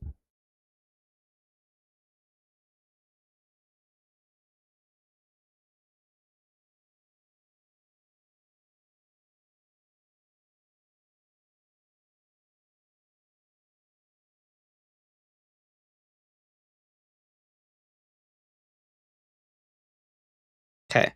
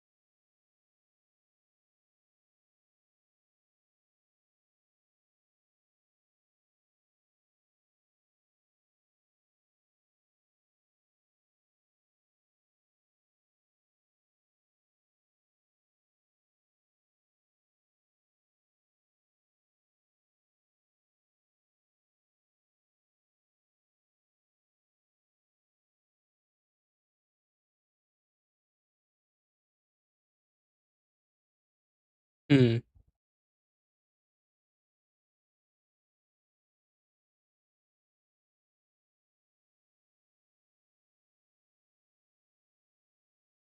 I could do this way. Um,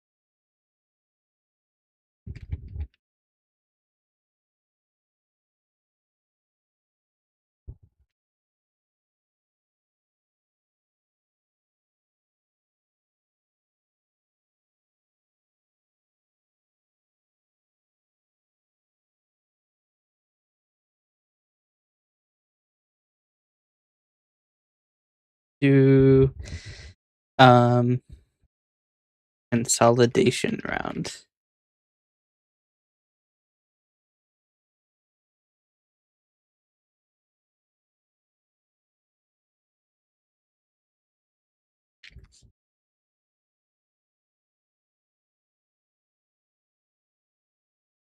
Okay, we're gonna see how this goes.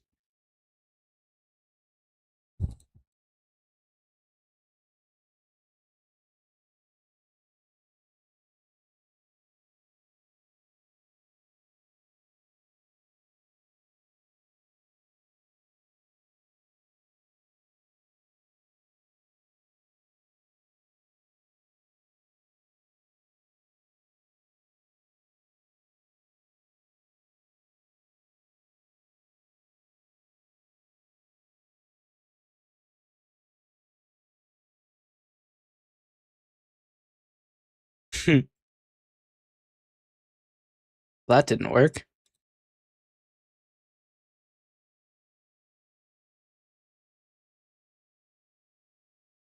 Actually, I guess we don't even need a consolidation round because that'll happen automatically with the other plants expanding into each other.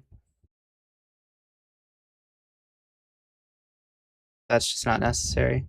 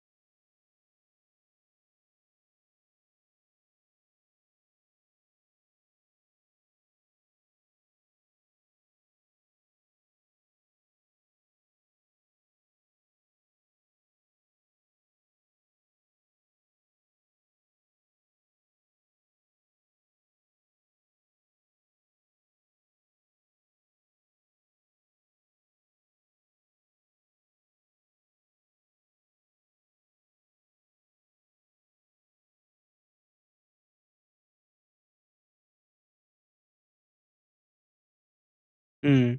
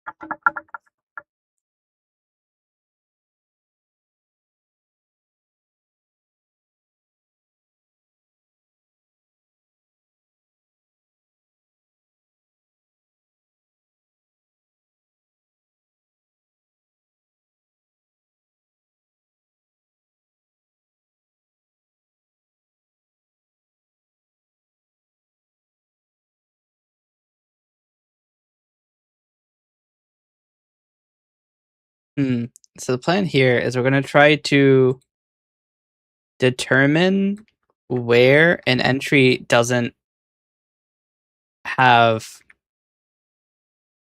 like where we're losing the bit depth. So if I go and try reduce entry bit depth, this is what I want to like template it from.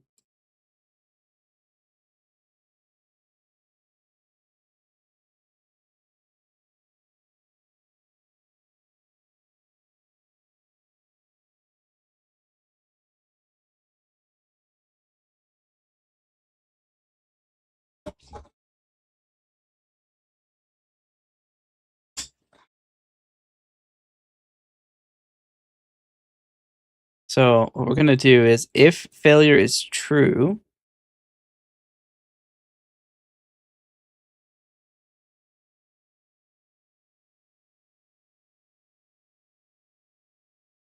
so we're going to set I equals e dot bit depth minus 2. That'll be math.max of 0 and e dot bit depth minus 2.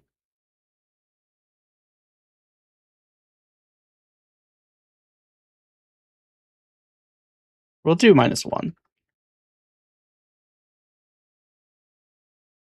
Actually, if e dot bit depth equals 0, then return. Return null. We can't split something that has a bit depth of 0.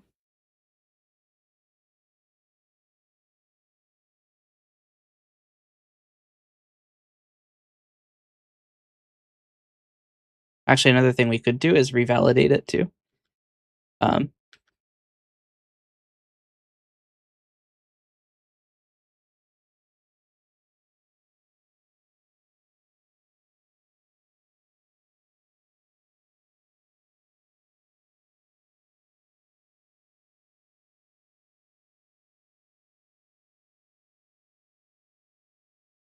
So what I want to do is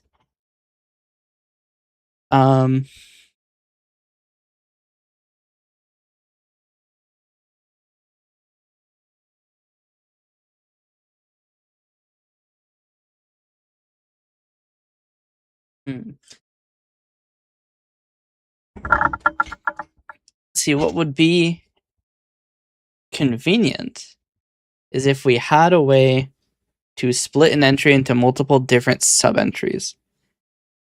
I don't know how to do that.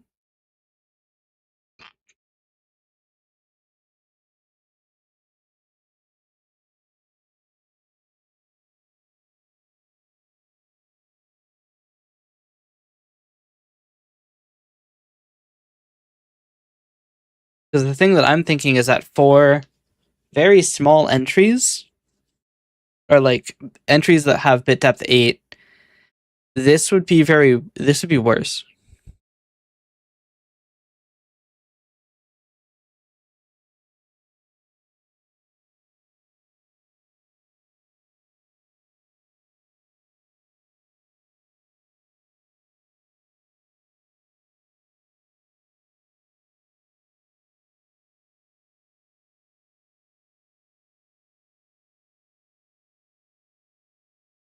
The idea is this is if so long index equals t cursor minus byte start. If index is greater than, let's say, I think 16, then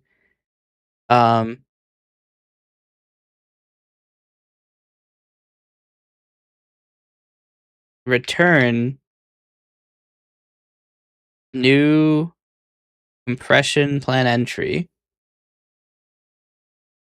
where bit depth equals I, run length equals index, min value equals min value, max value equals max value.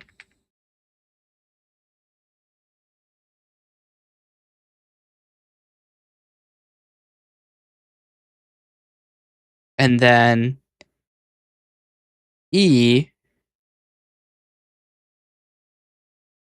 and E dot run length equals or minus equals index.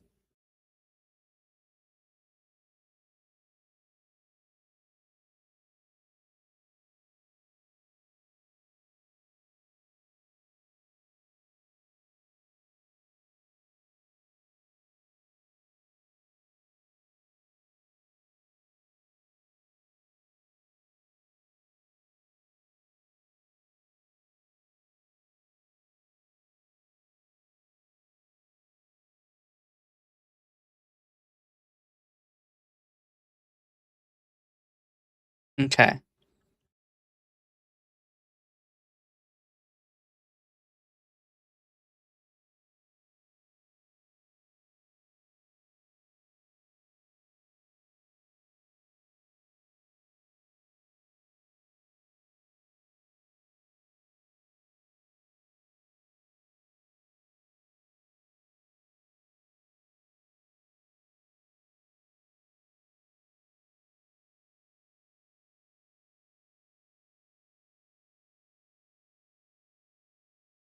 Then plan dot entries dot remove at I for each bar split in splits. Plan dot entries dot insert. I can insert range.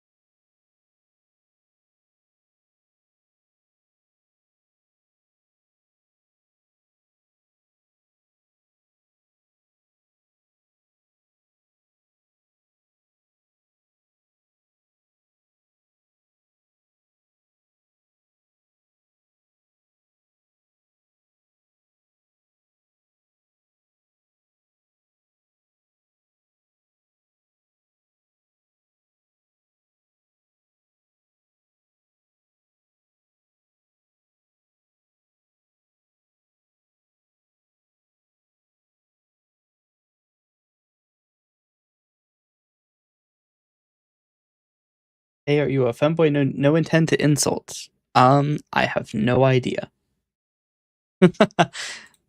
Legitimately no clue.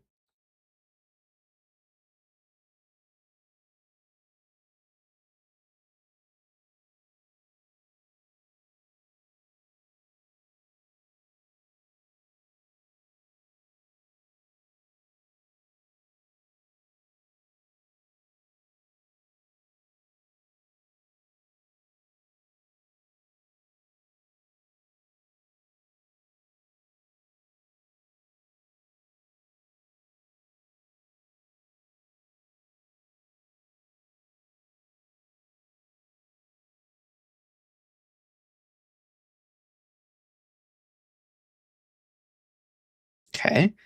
We have a split round. We have 3,506 entries.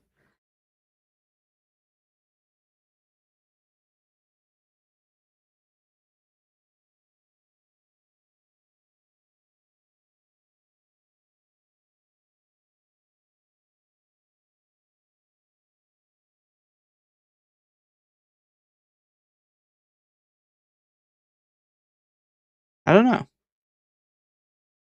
I really shouldn't have deleted the consolidate rounds thing.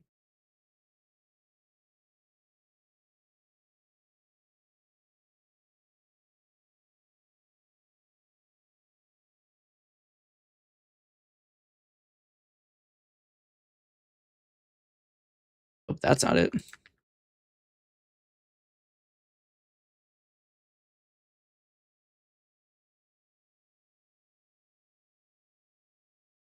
That's also not it. I got lied to. This one? Nope.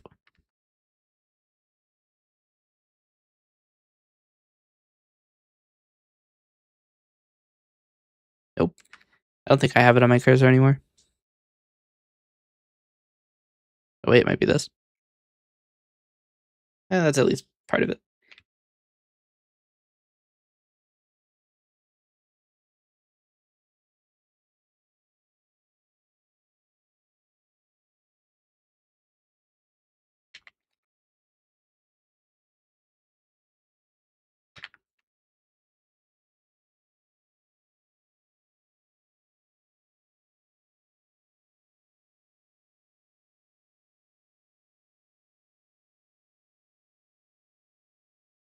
Let's see.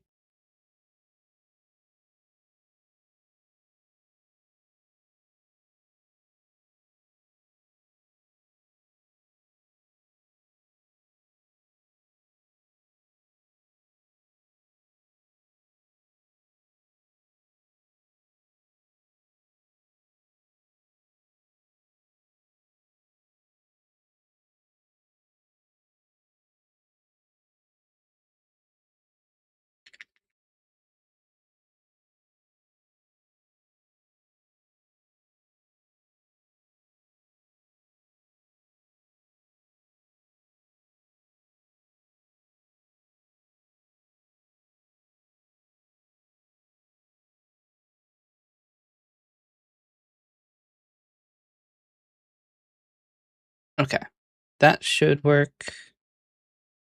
Do a split round, which is pretty calculation heavy because it's recalculating every range's hit depth and then scanning over it again.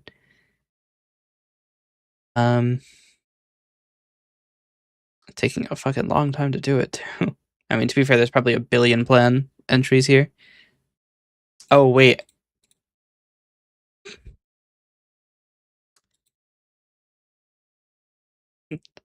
Now that the block size isn't incredibly low. How many entries do we have? 7,000. It took 48 milliseconds. We now have 10,000.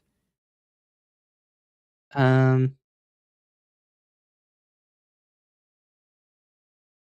recalculate round, we do our consolidation round, which actually, yeah. Do expansion rounds. Move all with a length of 0. Do split. Recalculate, consolidate, expand. I have no idea if this is going to work or not. There's still a lot of entries in the plan, and now all of them are bit depth 1 too. Hmm.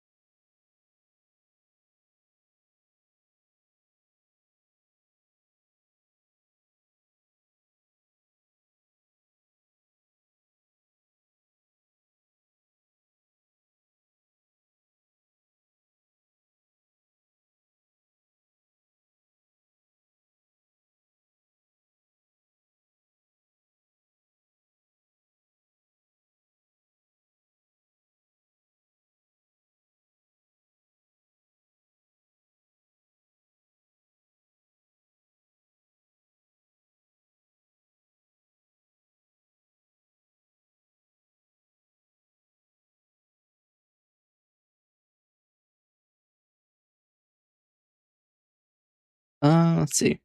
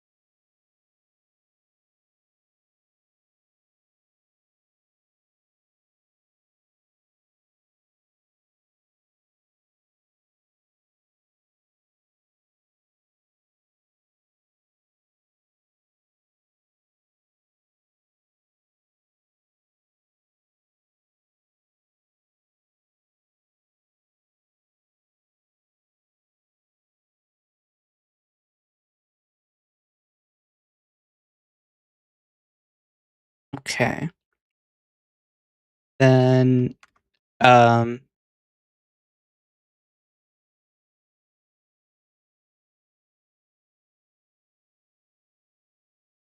last pointer is what I'm looking for.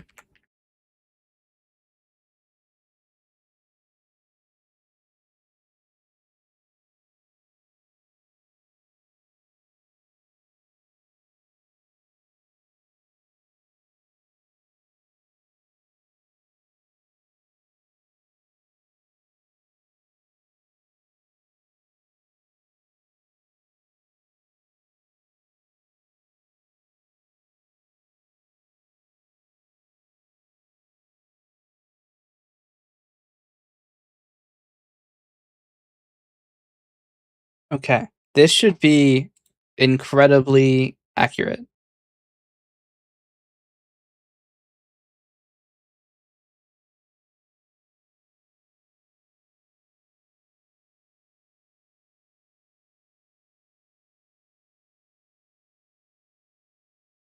Mm,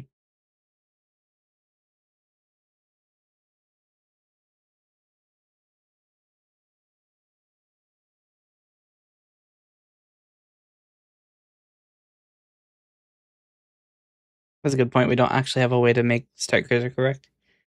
Um,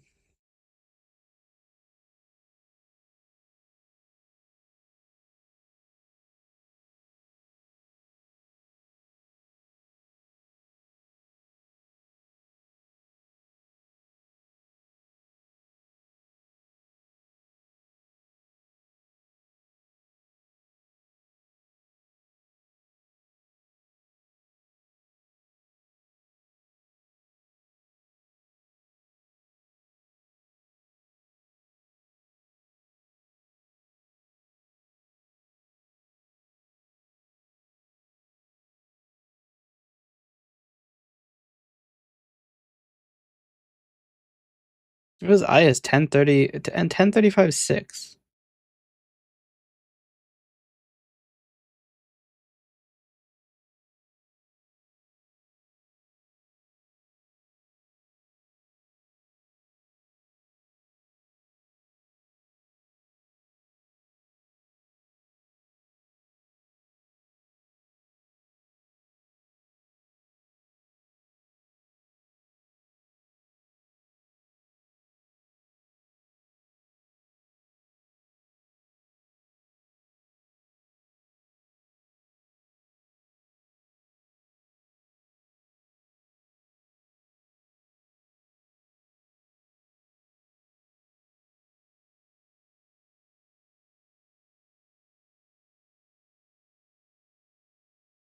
Somehow we've gotten past end.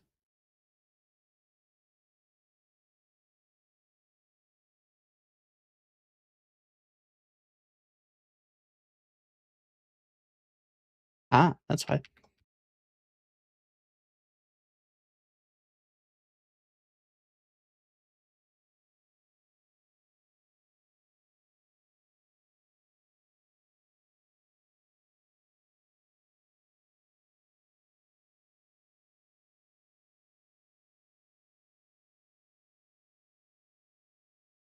Hmm.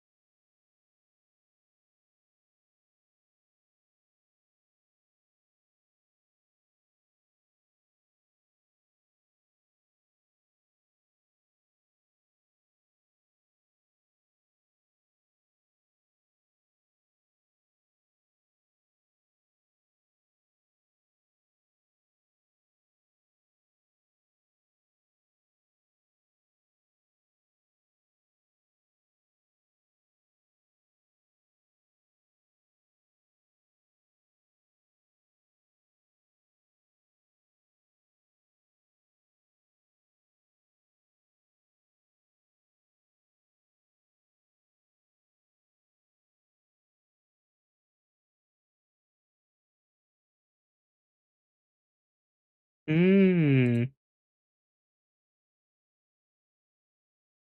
That's why this is getting mangled. Is that should have been a break and not a continue. So that's why it keeps expanding, because it comes back to a value that is in the entry, and it keeps expanding into area it shouldn't be in.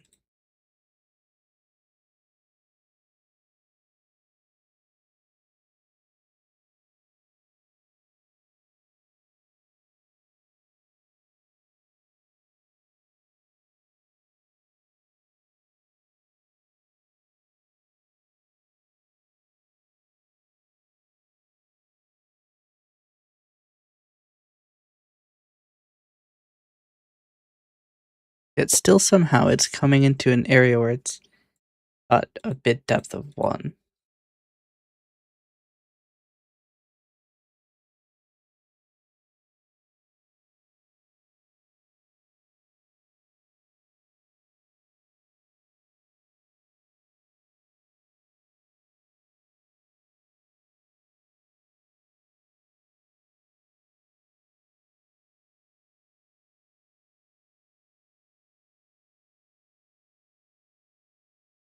That was the first entry.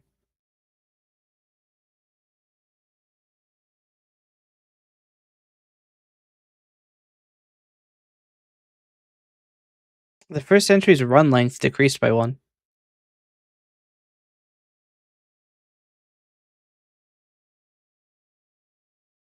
I don't even think the next one took it.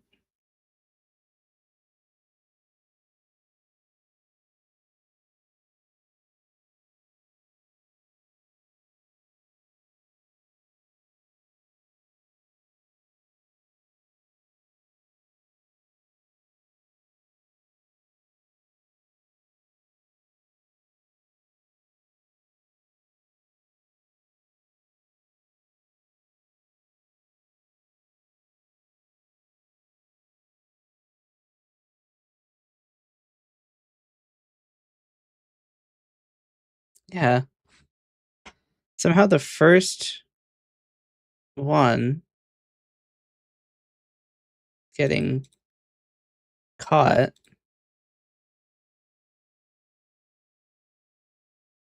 by the fact the first iteration should go into continue. It does. Second iteration comes to the expand.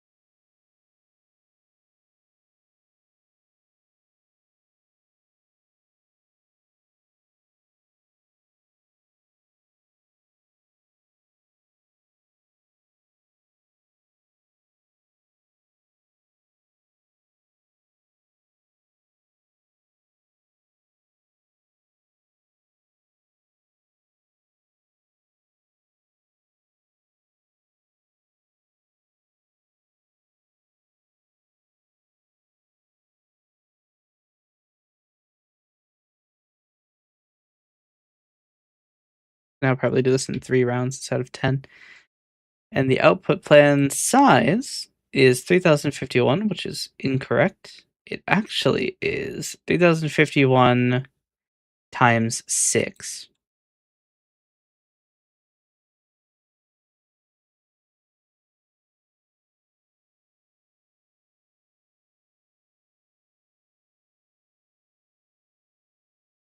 Because it costs 6 bytes to write the header for it.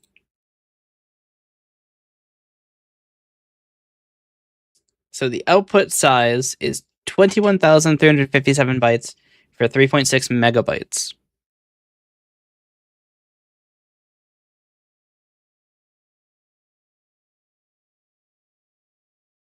Okay. Now comes the fun part.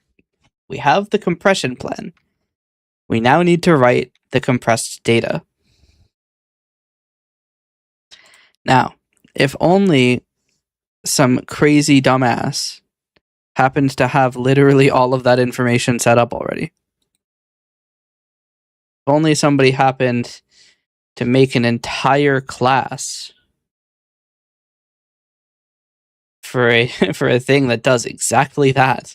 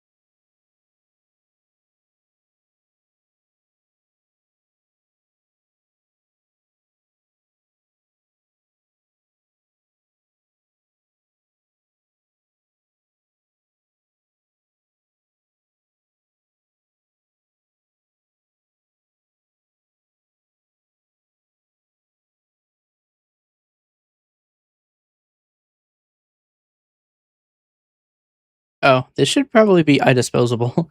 Just realized. I do allocate native memory.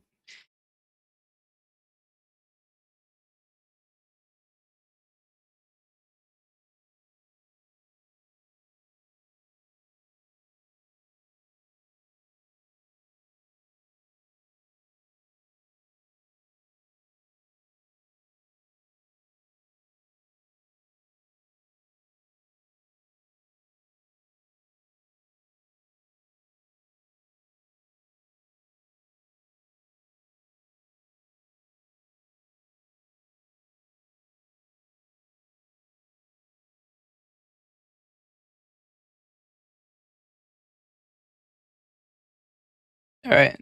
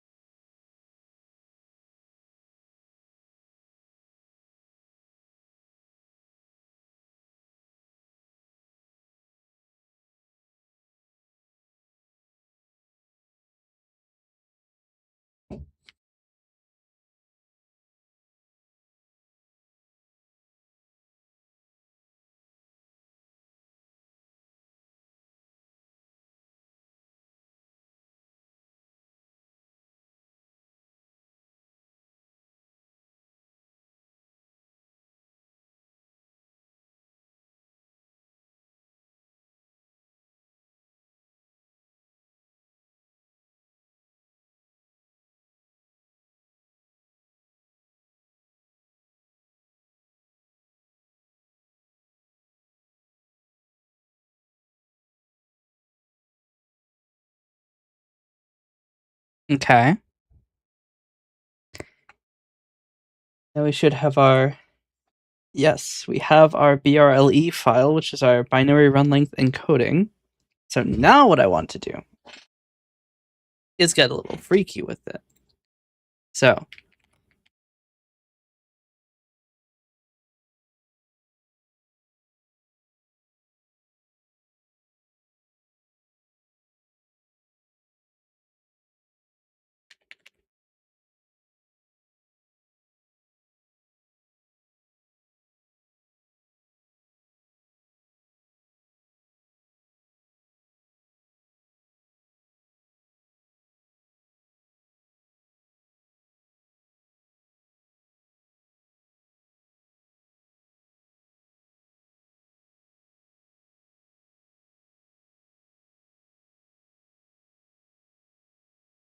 now we're talking about a decent amount of doing. Kind of getting to see how slow the process is. Holy shit.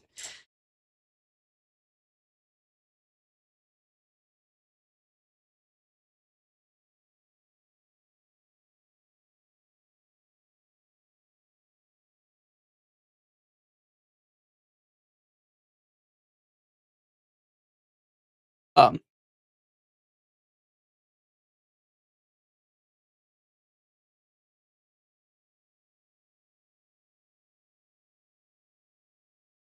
how many entries are in the plan?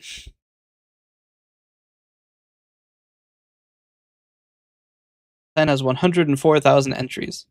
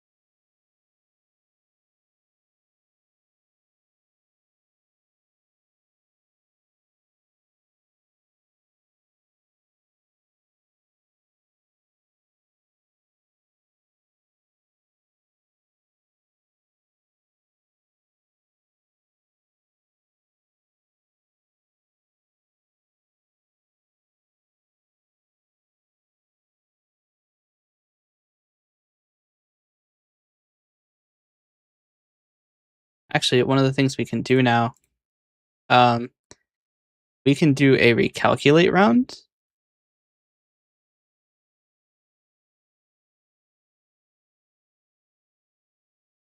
do it after this. We don't need to do recalculate rounds in the expansion.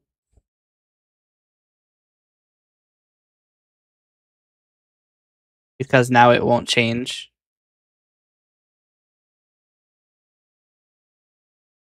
Also get rid of this.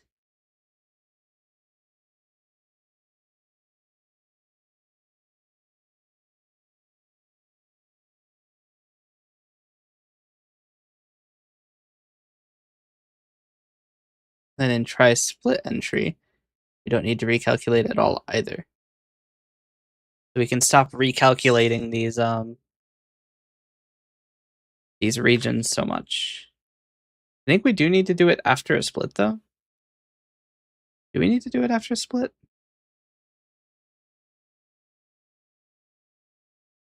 We might need to do it after a split because we don't actually know what the bit depth of some of these are. We assume it's the same bit depth, but it may not be.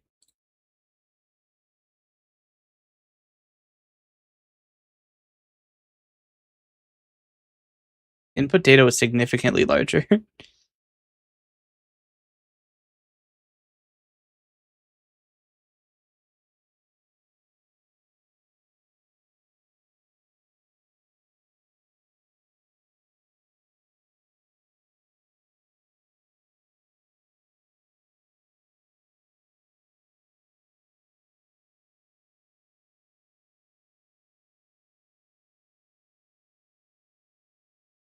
Do we even need the expansion round? Yes, we do because it could change how the split works.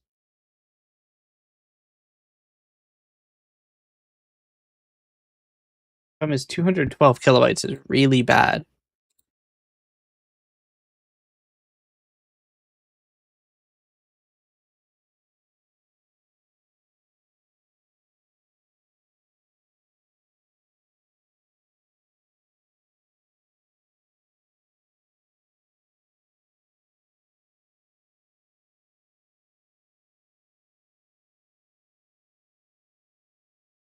So this doesn't need to recalculate because this only does things where the bit depth doesn't change because we explicitly check that the bit depth isn't changing while we're doing it. Split round is probably where we're going to need to do our recalculates at. Consolidation doesn't need to recalculate. Expansion also doesn't need to recalculate.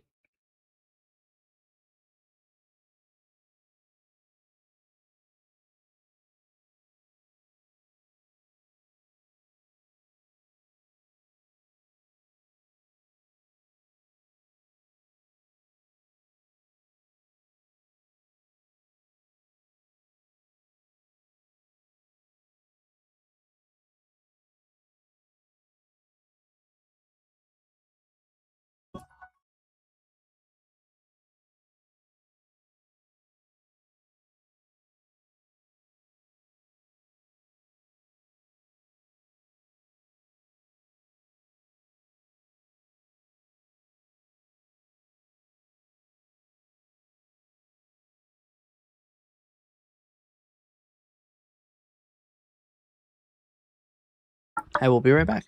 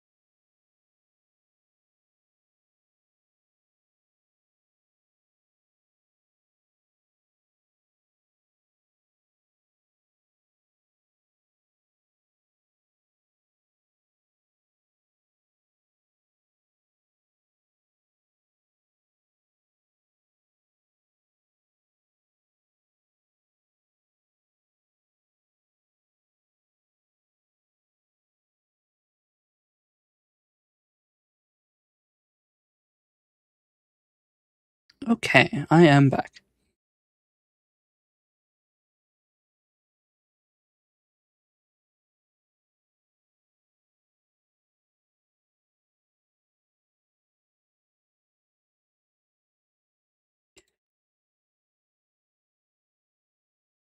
Hmm.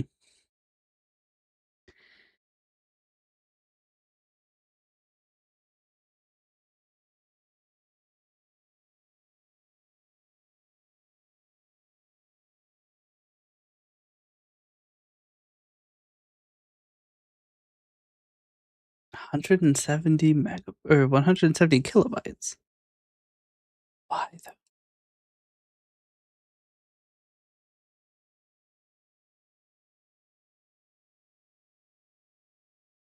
Split round should fix that.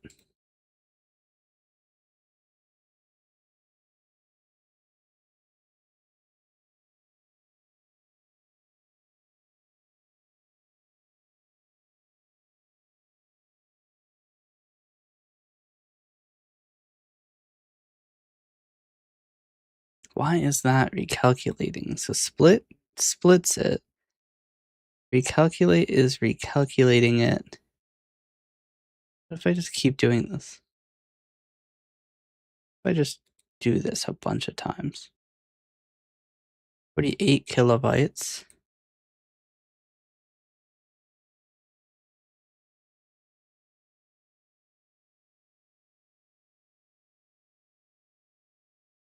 Why is it still? No, it's 26 kilobytes now. 63 kilobytes. Why does it jump around so much? Why does recalculate keep finding that the bit depth of the split round is incorrect?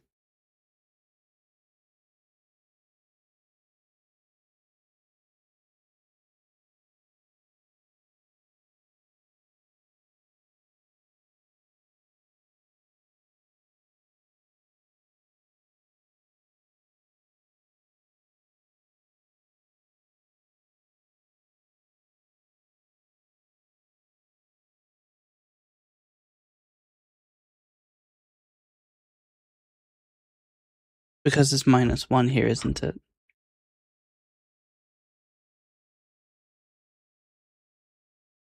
One too far causes it to get. See if that helps.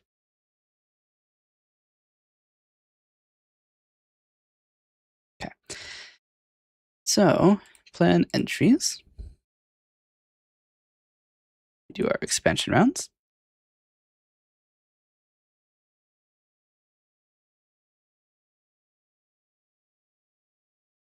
Okay. Um.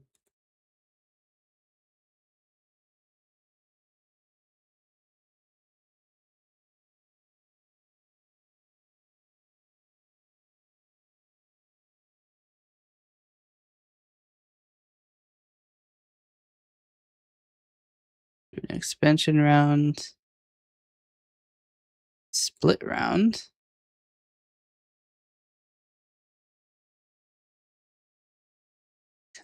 Consolidate.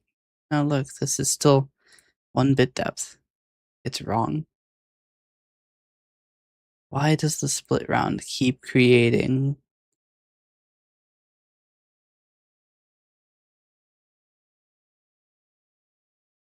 This should be 1 bit depth.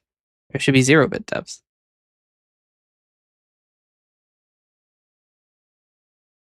We could repeat split round.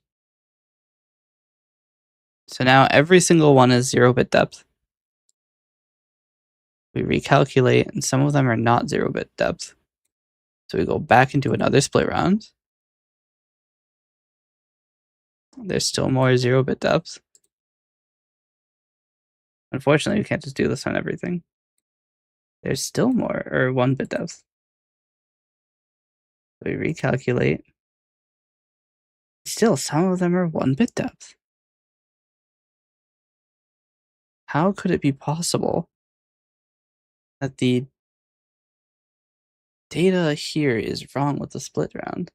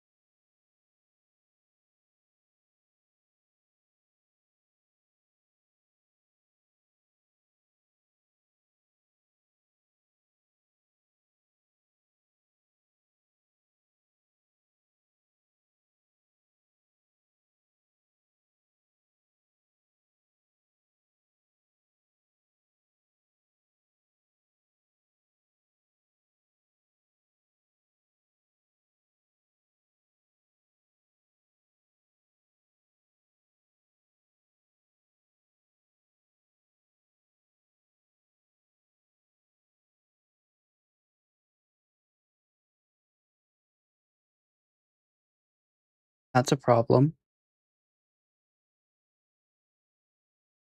The run lengths aren't right. So every split that we do is reducing file's size. So this is not correct.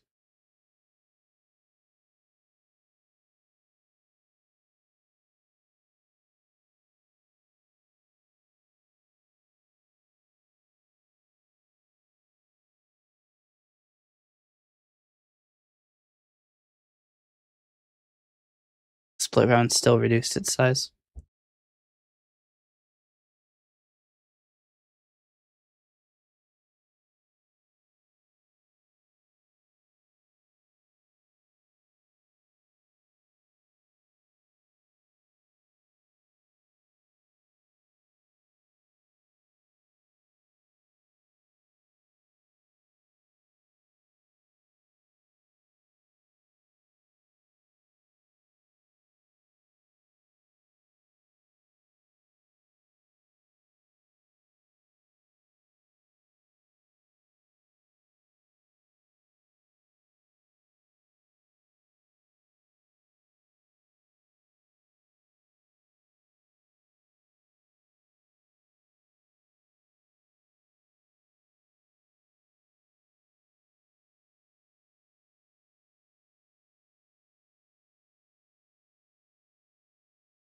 It's not here. This is somehow creating.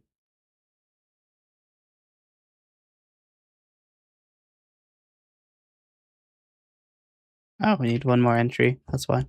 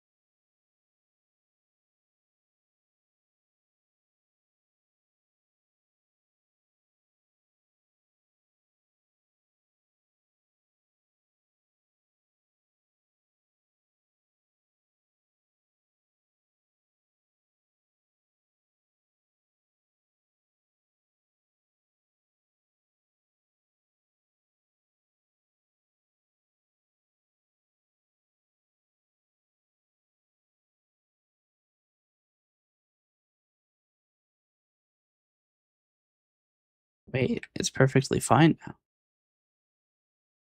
That is a minimum size plan.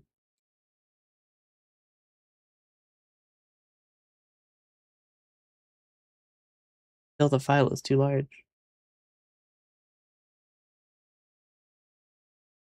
Start.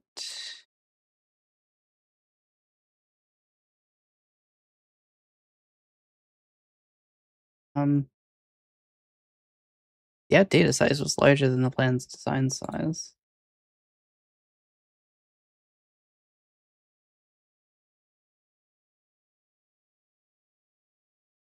For day 04. That's larger than we'd expect, isn't it? No, this is probably minimum.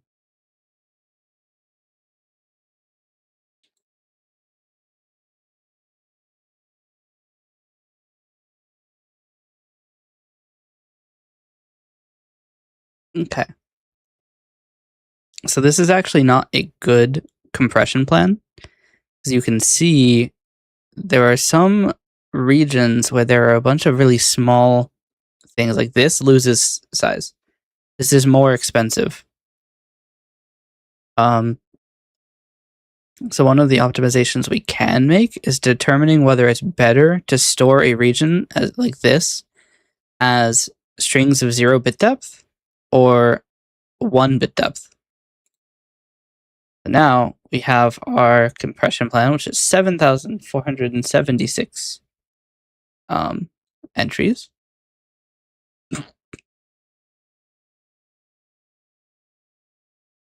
So we will do our first expansion round,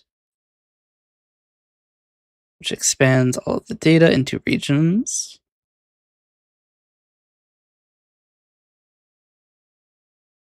Do a bit of splitting.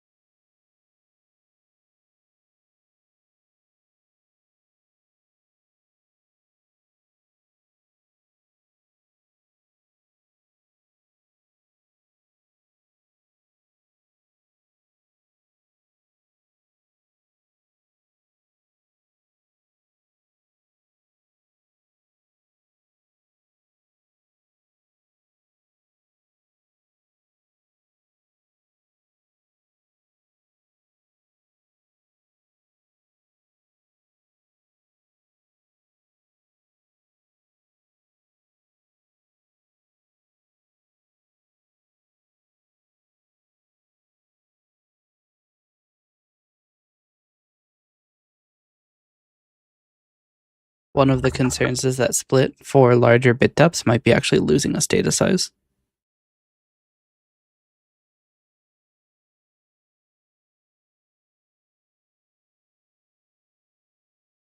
It also takes forever.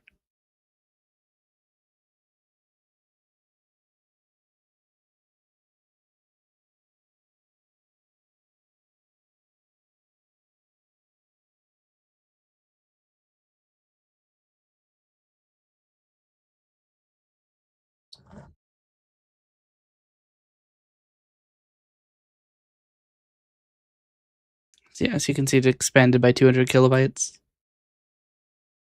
And after all of our consolidation efforts, we've actually lost more space because we're doing 0-bit depth for, short runs of similar values. But the problem is that there are so many of them that we're losing size. Nearly all of the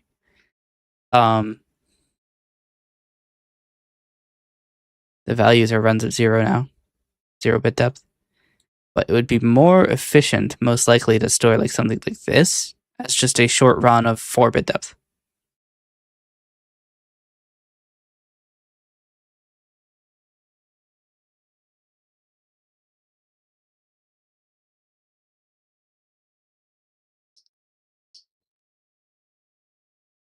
Or this one. Look at this. This is 3 regions for 5 bytes, which means that we end up spending a lot more money for it, a lot more space money. So we're spending 18 bytes to write these 5 bytes.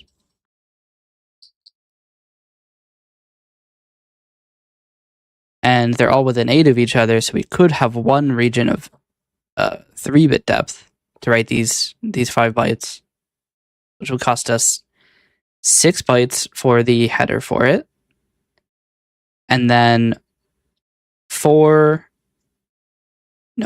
bytes, or 3 bits for each. So it'd be 2 bytes. Nope. No, it would be 2 bytes. So 8 bytes, we can write this, but we're taking 18 to write it. So structures like that, or like this 1 right here, which could almost be placed, actually can be placed into this 2-bit depth region, it's losing a space.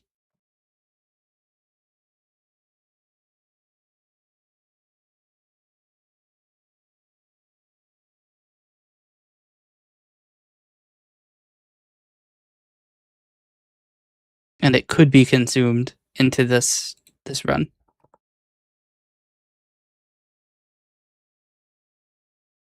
This could be one run of 1 bit,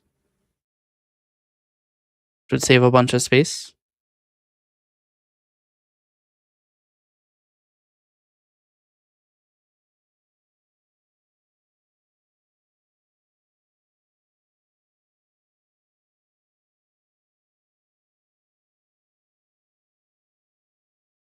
like this entire region could just be 1 bit or 2 bit.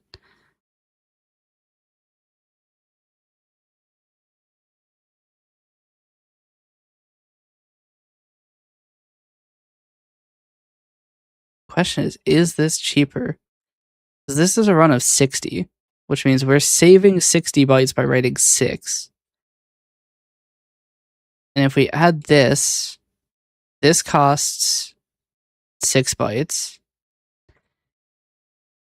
It might actually be cheaper to write it like this. Because if we write this as a 1-bit thing, it costs 6 plus 60 bits, or 64 bits, so 8 bytes, is 14 bytes. But we're writing it in 12. It's actually more efficient. What is the minimum size? And if a run length is at least 6, and the bit depth isn't 8, then we're saving bits.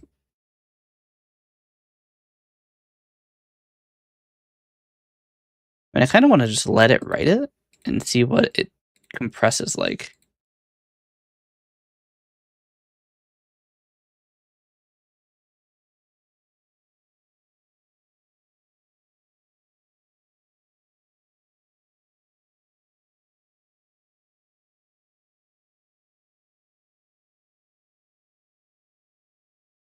And it compresses with an additional 20% ratio.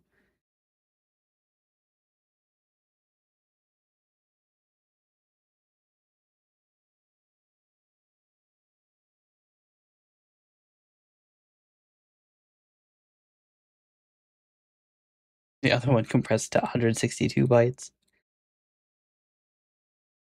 I'm just going to let it run.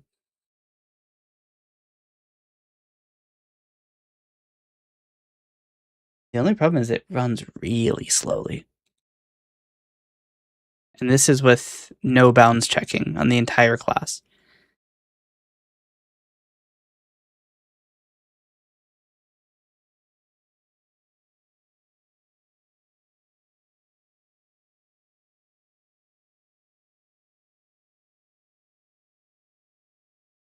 If we could like improve this speed, we would save a ton of time overall.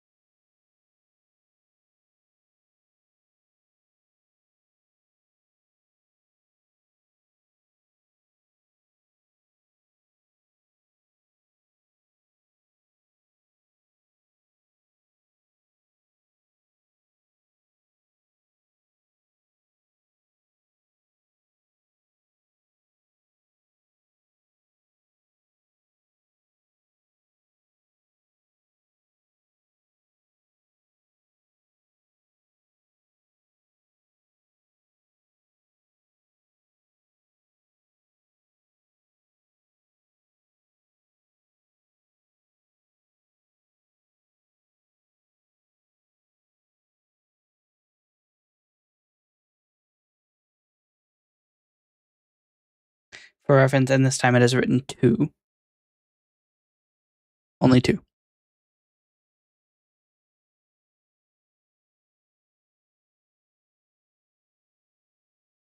We could build it release. That might help a little bit. We can run it unconstrained. Actually, we'll get rid of this right line.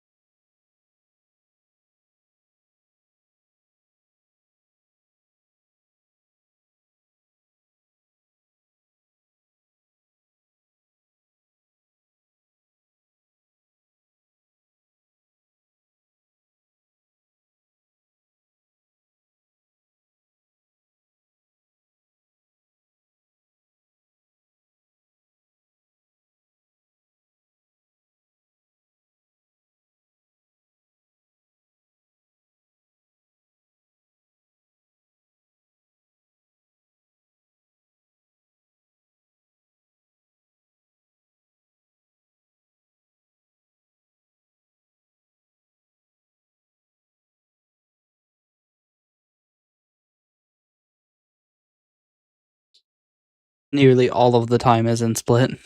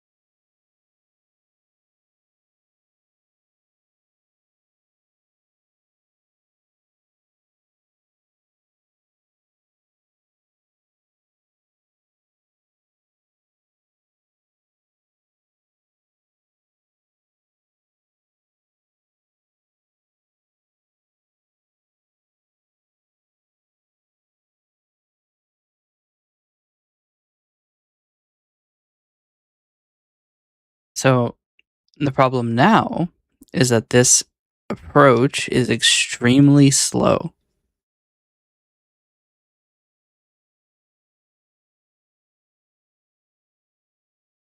It would make compressing an IFMC document probably about a minute or two long. But it would provide probably the best compression that we have.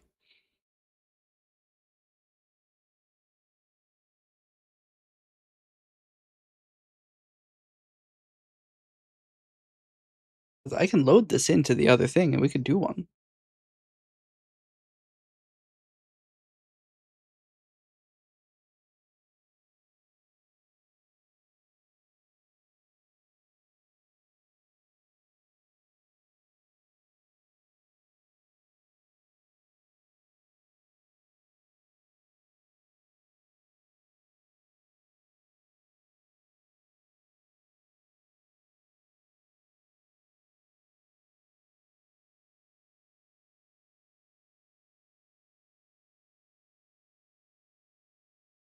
The output data is done.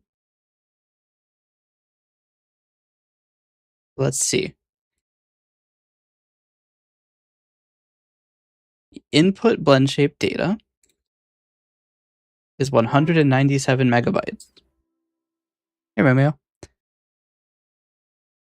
The output blend shape data is 71 megabytes. Which, if we do a little bit of infernal calculus here, is a ratio of 36%. What would the ratio between time to compress and time to file about be? I don't know.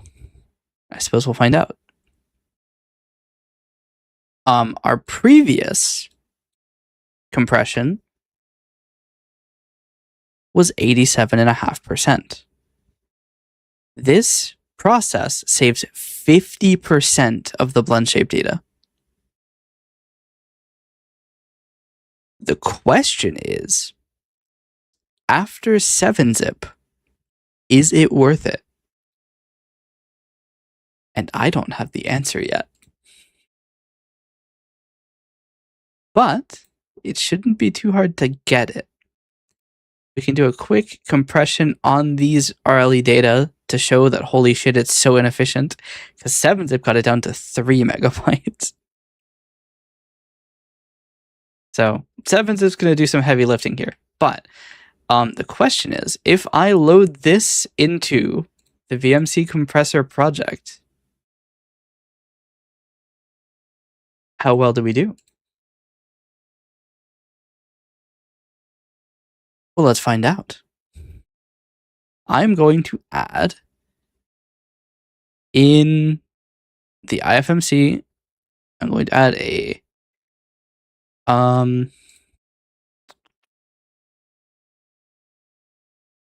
do I add a reference to a library directly? Here we go.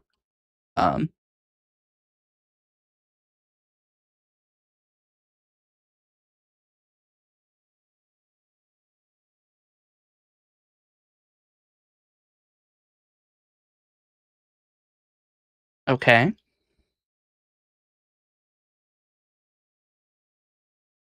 I'm going to erase this. I'm going to ask for a compression plan or run length encoder. Oh, it doesn't have information about, there's no lib for it, so it doesn't know what I'm talking about. Let me just grab this entire repo and put it into the VMC recorder repo.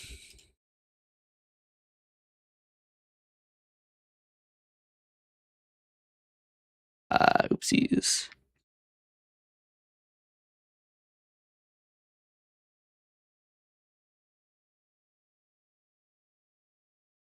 That's fine. Okay.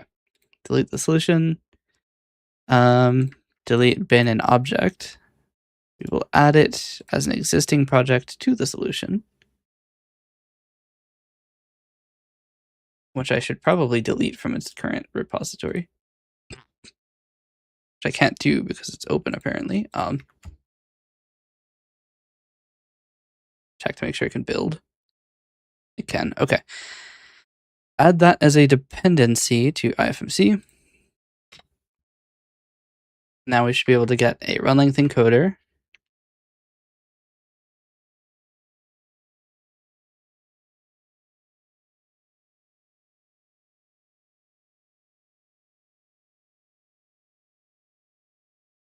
Why is it not appearing in the oh, it's because of two of them.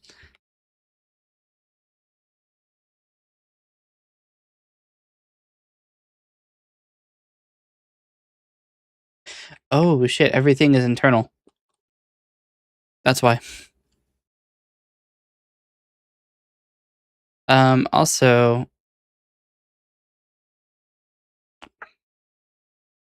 it seems to be a class library.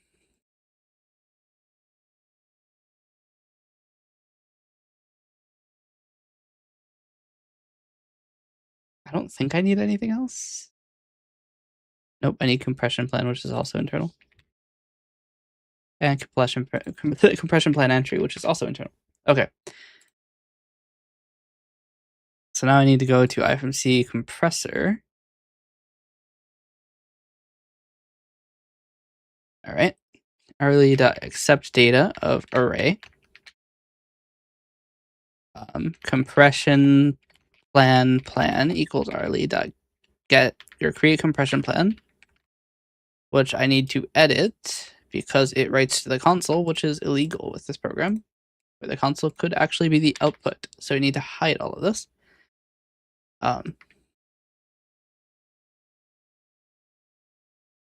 Then what we're going to do is we're going to take a bit stream vs equals new of under output, then output.base stream, then for int I equals 0, I is less than plan.entries.count, I is already taken, x x increases, we're going to do bitstream.write long pointer equals 0, write, we need a read only span of byte data equals array.span data.slice pointer plan dot entries at x dot run length bit depth of plan dot entries at x dot bit depth This needs to be an int pointer plus equals plan entries at x dot run length. We will come up here, introduce a local for all occurrences. We'll call it entry. I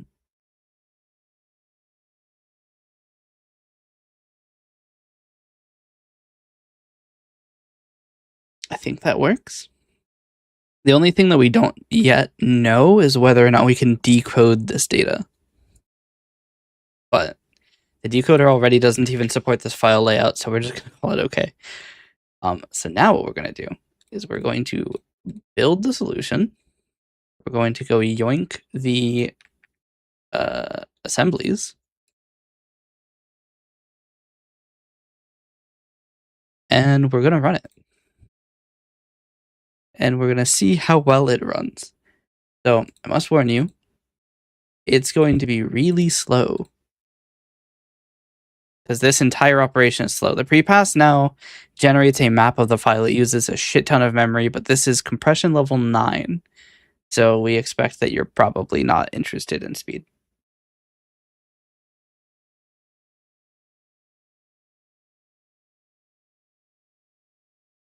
So now it's going to go through and compress every single blend shape using this binary run length encoder I've made, using 3 rounds, which should take a long time actually. And we're not going to have any information about when it completes because it's all done in finalize or finish rather. So, I hope you brought some popcorn. I've got popcorn. Check this out.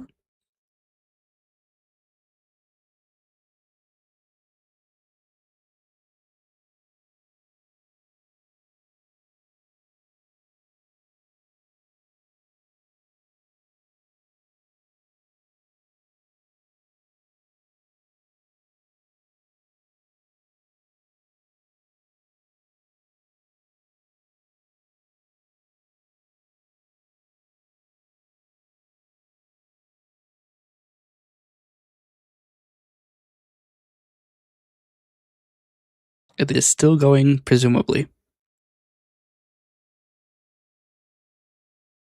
How much memory is it using? Not actually that much. It's using 1.4 gigabytes of memory, which sounds like a lot, but the input file is 3 gigabytes, so I don't know how that works out. I mean, I guess most of the file is actually just text.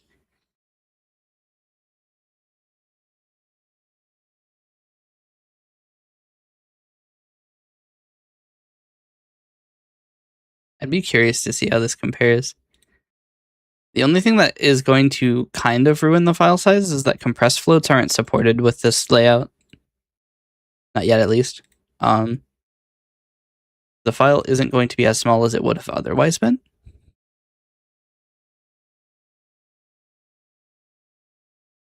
But we do have an uncompressed file with this contiguous layout. So we do have a comparison target.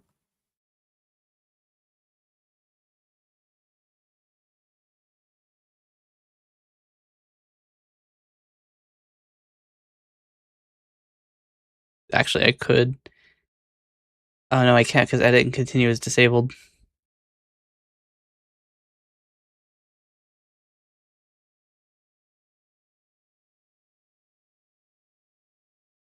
Oh no.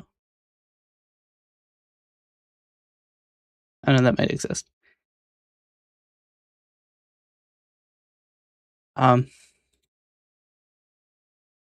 We might have to do this on release. Okay, we're gonna have to do it on release. It's too slow. All right. What I'm going to quickly do is implement compress floats if it's enabled for this option here.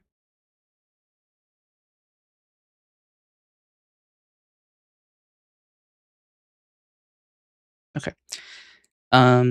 if is compress floats, then output dot write ifmc constants dot compress float of this value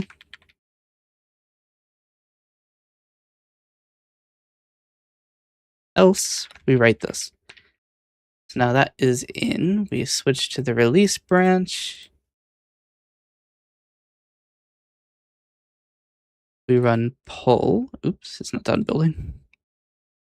We exercise a tiny amount of patience. Okay. This should be a little faster. Hopefully.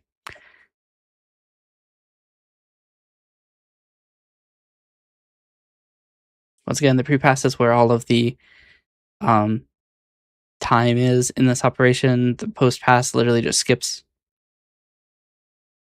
And then we get to the blind write.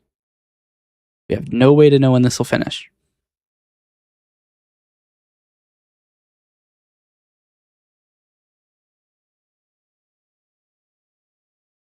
But it is doing compressed floats now.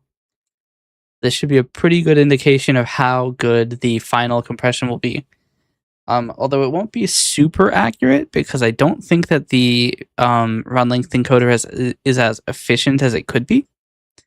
I would say that maybe we could squeeze out another 20% based on what it is. But 7-zip will carry a lot of the slack too. Oh, one of the things I don't think I did is I have a zero compression version of this, and let's see how 7-zip's RLE works. So we'll give it add to archive, we'll give it a 5, and we'll give it a 9, just to see how that interacts.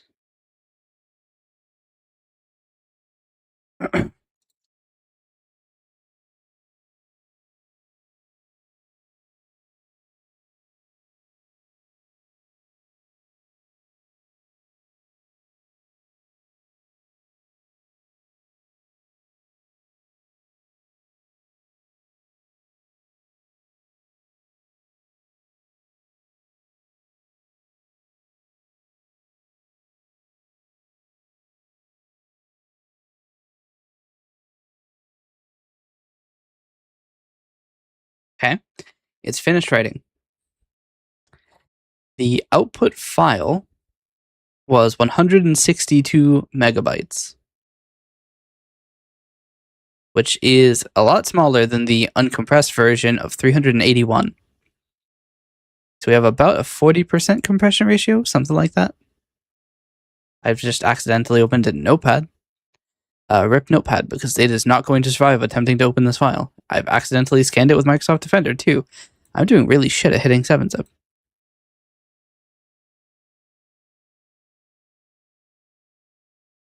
Okay. Notepad, die quickly, please. Keep accidentally. Dude, my pointing is atrocious. All right.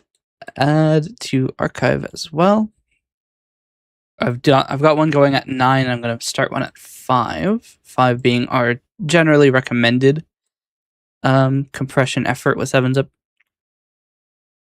And I will get back to you shortly when these finish.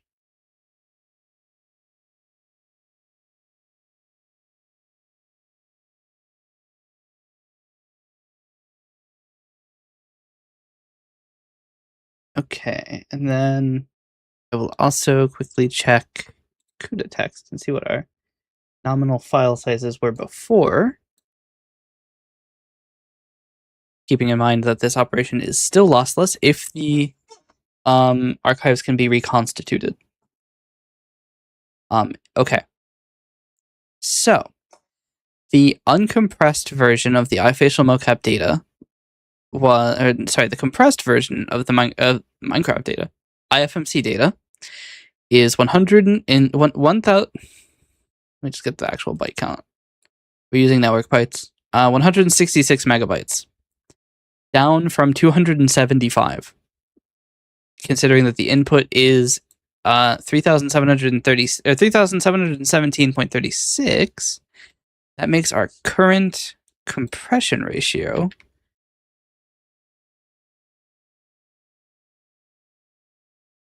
2.27%. That doesn't sound right. Hold on. If the difference between 367 megabytes and 275 is 2.4%, how could this be significantly less? Is there something wrong with my math? Hold on. Open LibreOffice Calc really quick. We're going to take a quick look at my table because this might be wrong.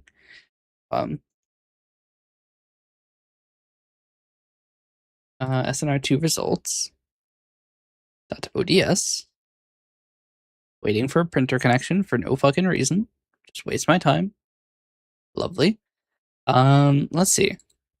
It is 7.41%. If I copy in the size of this one, size is 4.48%, so I have clearly fucked something up. Oh, my dumbass wrote my dumbass wrote 7,317 megabytes. Found the problem.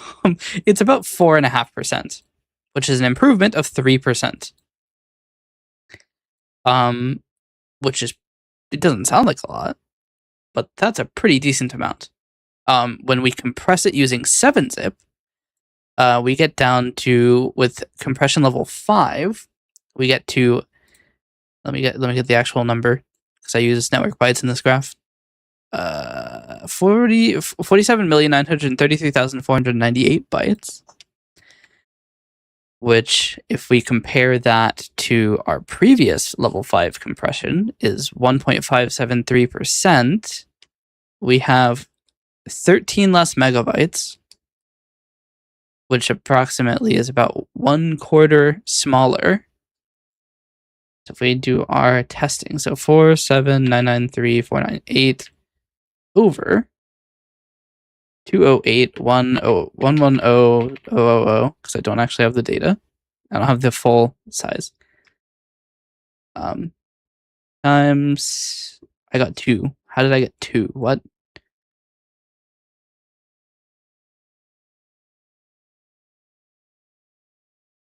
What? Deleted the numbers I was typing in. What the fuck? All right, 47,993 over 208,730 times 100 is 22%. Oh, it's based on the original size. Hold on.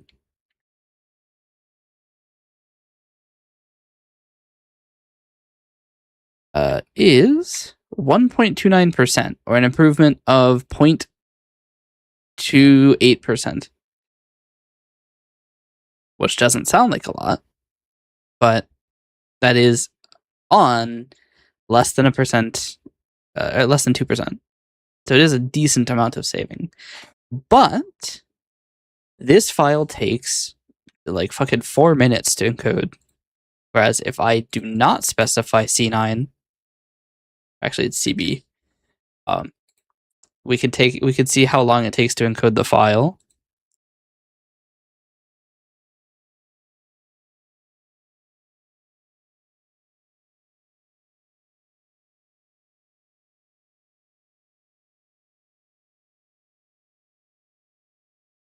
And it's done. So it took less than 10 seconds. I don't think the improvement in compression ratio is worth it. Which is kind of painful when you consider I spent the entire day on this, but it doesn't mean that the thing is a loss. I do have a new binary run length encoder thing, which is potentially useful in the future, but I don't think it's useful here, where we're already using 7-zip to compress it afterwards. So really, a lot of the input file size doesn't really matter. Also, if we set CL equals 8, which will do everything except for that. We can see how long that'll take.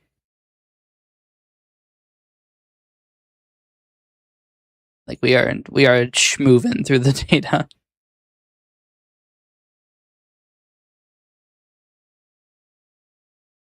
And that was incredibly fast. So the two things we could do is we could find a way to improve the efficiency of the compression plan generation.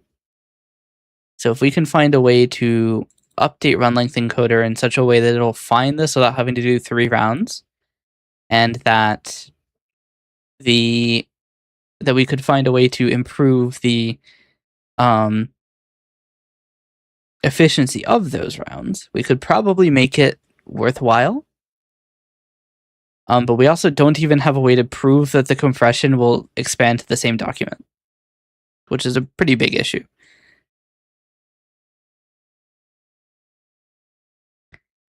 We could test it. Could do some good old unit testing. By the way, I only have about 80 minutes left before I have to leave. So just a heads up. Let's do bbd rle.tests.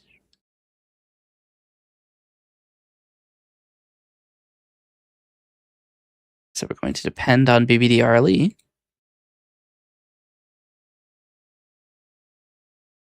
We are going to copy this file into the repo.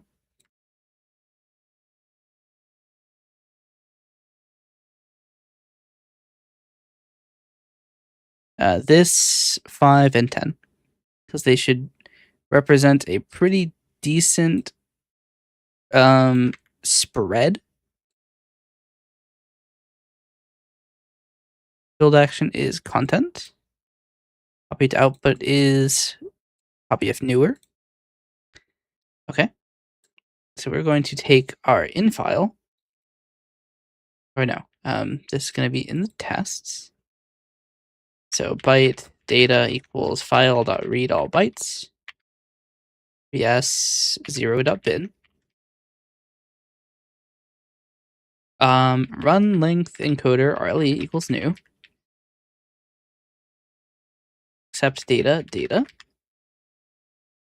RLE dot create compression plan.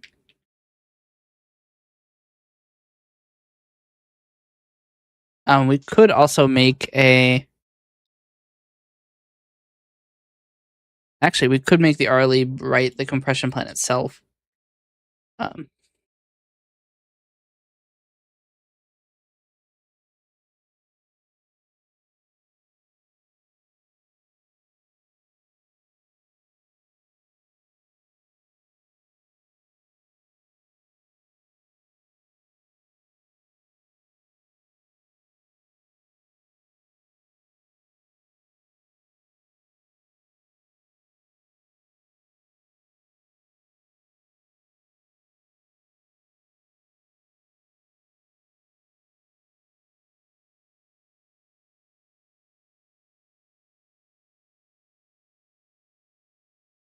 Oh, we don't actually even have the plan. We do need the plan to write this.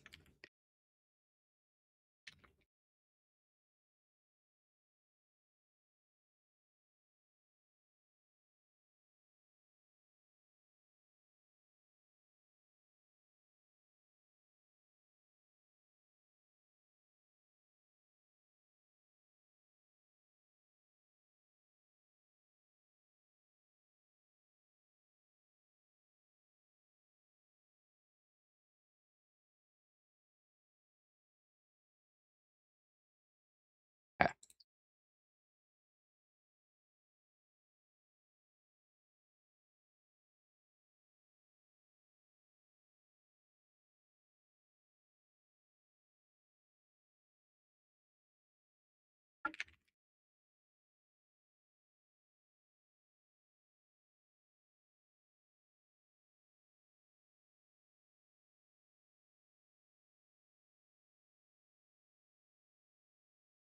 Okay.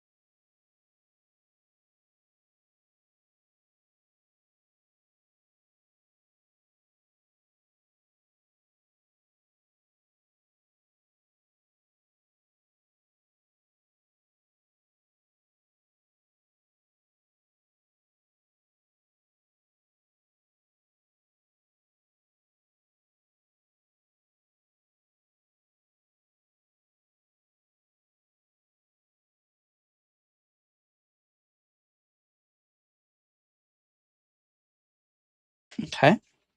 We just want to check that this doesn't throw an exception. We will do the same thing for BS. Oh, actually, I want to do.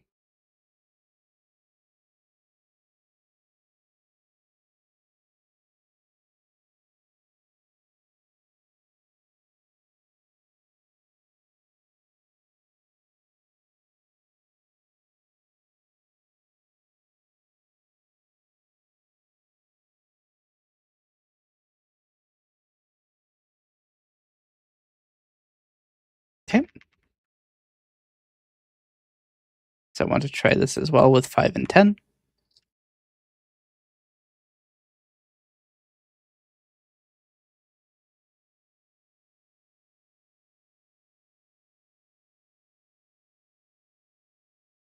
So this will just write some generic stuff. I want to check that we can decompress things.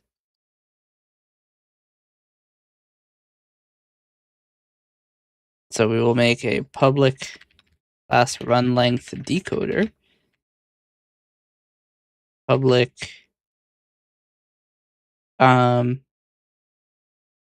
stream public void read to stream s.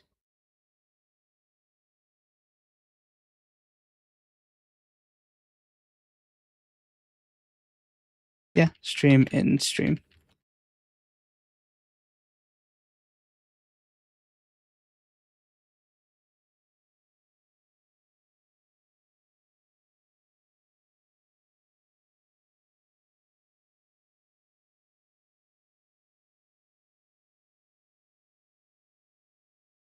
Byte. What is the output of it? It is we write. Oh, we don't write the correct data, do we? We need to write not only the.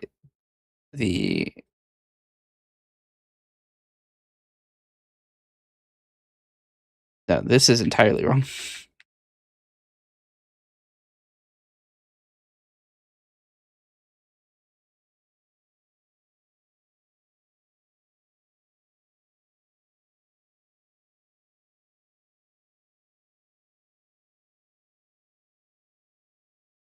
We need to write it with a bit stream, that's why.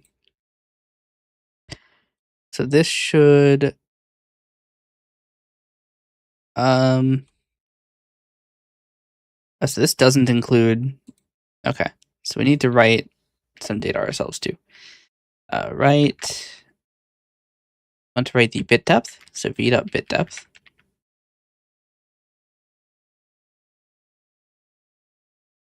I guess we need a binary writer. Binary writer bw equals new of s. Encoding at UTF-8. I wrote encoding with a capital for a reason. True leave open. We'll add a using. BS doesn't actually implement stream. It just is. It has a stream. So bw.write, we want to write the bit depth. We want to write the length. We want to write the min value.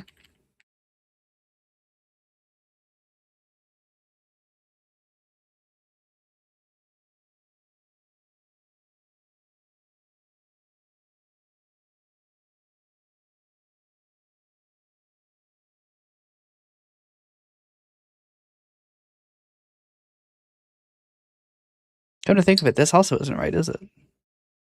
Because the bitstream won't write the correct offset data.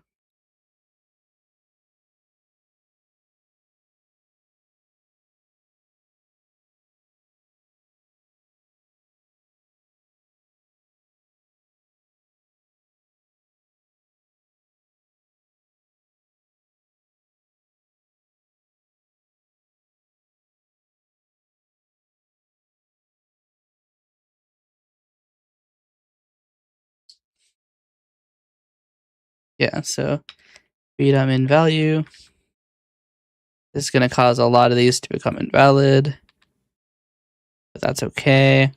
Bitstream was only used in a few places. I think it's invalid here too.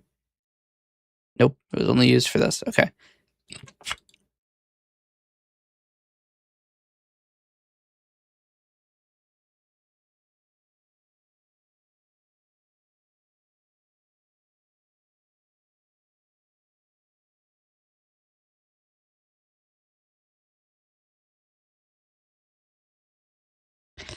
So bit depth, so binary reader BW equals, or BR equals new of in stream.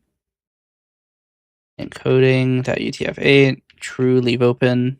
We'll add a using declaration. Binary, actually, so we do while not in stream dot length equals in stream dot position.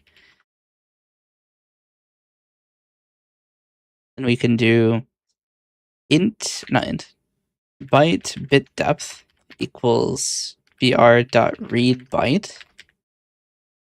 Int run length equals br dot read int 32. Byte minimum or val offset equals br dot read byte.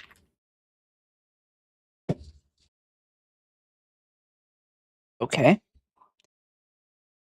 So what we're going to do now is we now have a run length of a certain number of bits, so we can calculate int byte run length equals bit depth times run length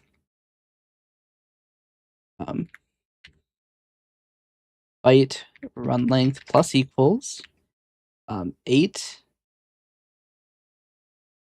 minus byte run length modulo 8. So round it up to the next byte. Byte run length divided equals 8. Byte run length can be 0.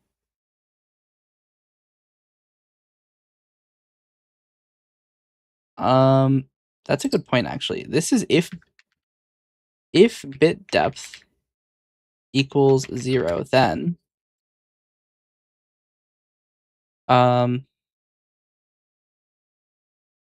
for int I equals 0, I is less than run length, I increases, s dot write val offset.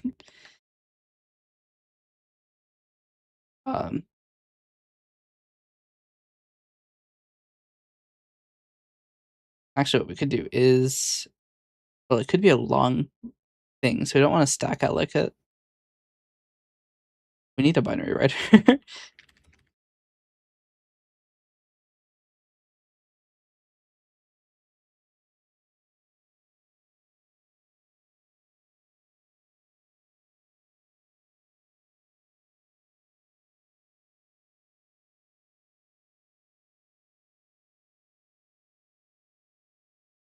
Okay, because otherwise we don't need to read the data and stuff. So the thing is, now we can, come to think of it, we don't have a way to unfold data with a generic thing, which is the next thing we have to do. Byte buff equals new byte of byte run length. So this will be a little slow because we're going to be allocating a lot of memory, but that's okay. We'll do pr.read bytes, or actually, you could just do s dot, or in stream.read exactly buff.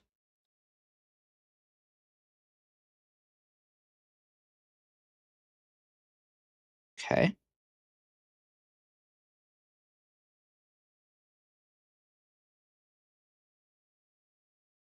Now we need to unfold the data.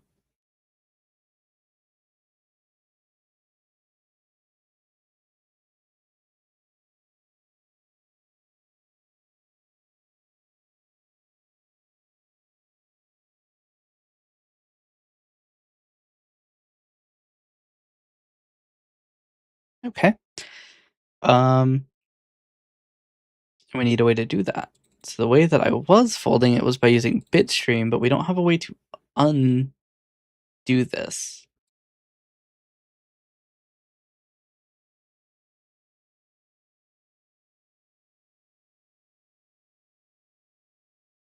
Actually, we can't do a read-only span of byte. Actually, maybe we can.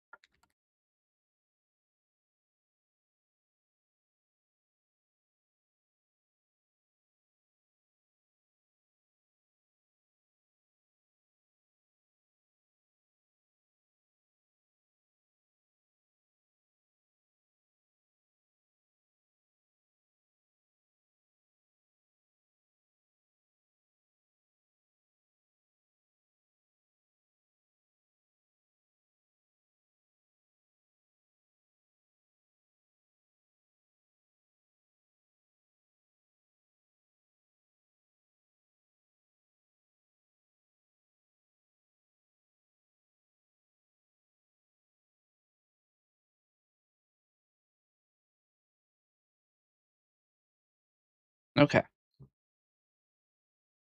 Now we have to somehow permute this data, this thing, in such a way that it works.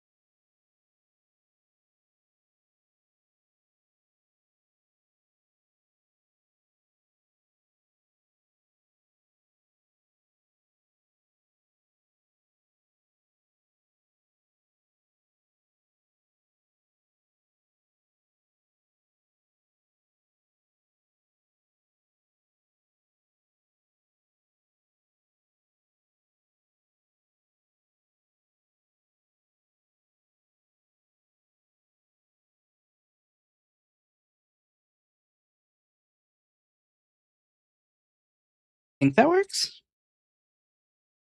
At 1, that's a mask that create a mask of the last bit.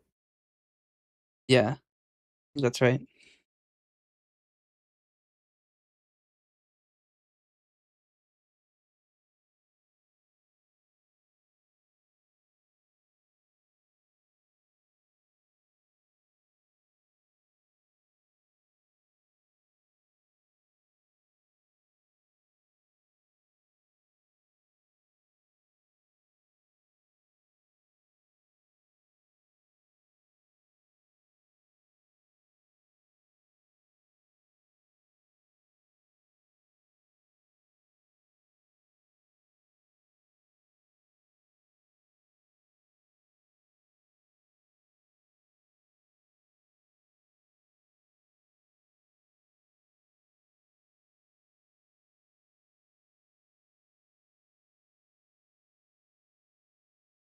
Oh, we need to know our index. This would be in data index.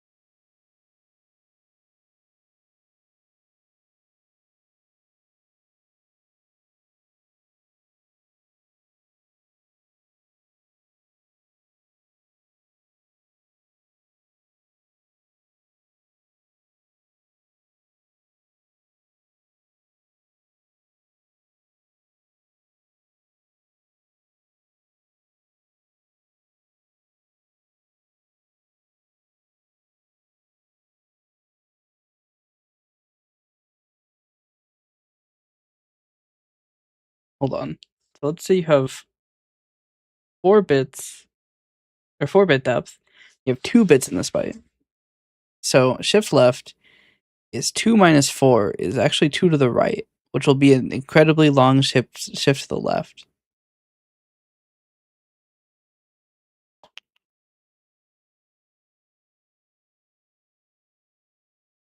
Hold on.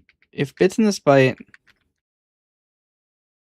is greater than bit depth, greater than or equal to bit depth, we do this. Else, we have a negative value for is SL, or for SL. It means bits in this byte is, let's say, 2, bit depth is 4. Then we want to not shift left at all. So we won't shift it. We'll actually shift right the negative amount of SL.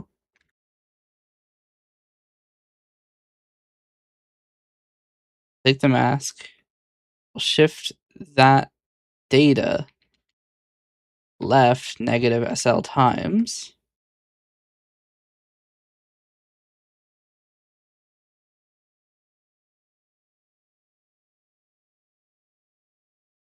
Then we'll do in data index increases.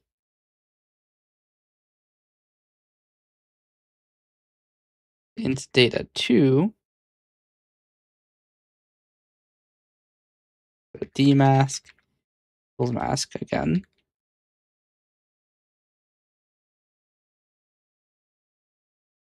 It'll be mask shifted left.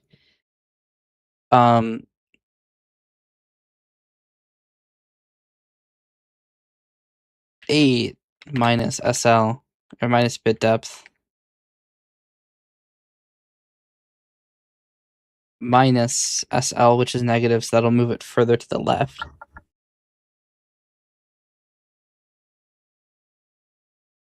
Int D2 is in data at the in data index, which has moved. Actually do it here. Get rid of a statement. So this has moved 1 to the right, and dmask, which is now a further mask. The D2, so D or equals D2, which is on the right side, is shifted right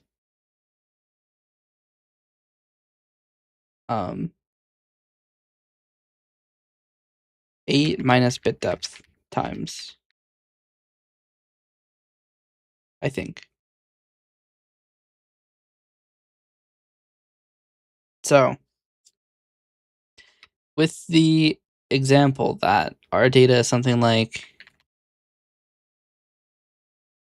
we'll say A, B, C, D,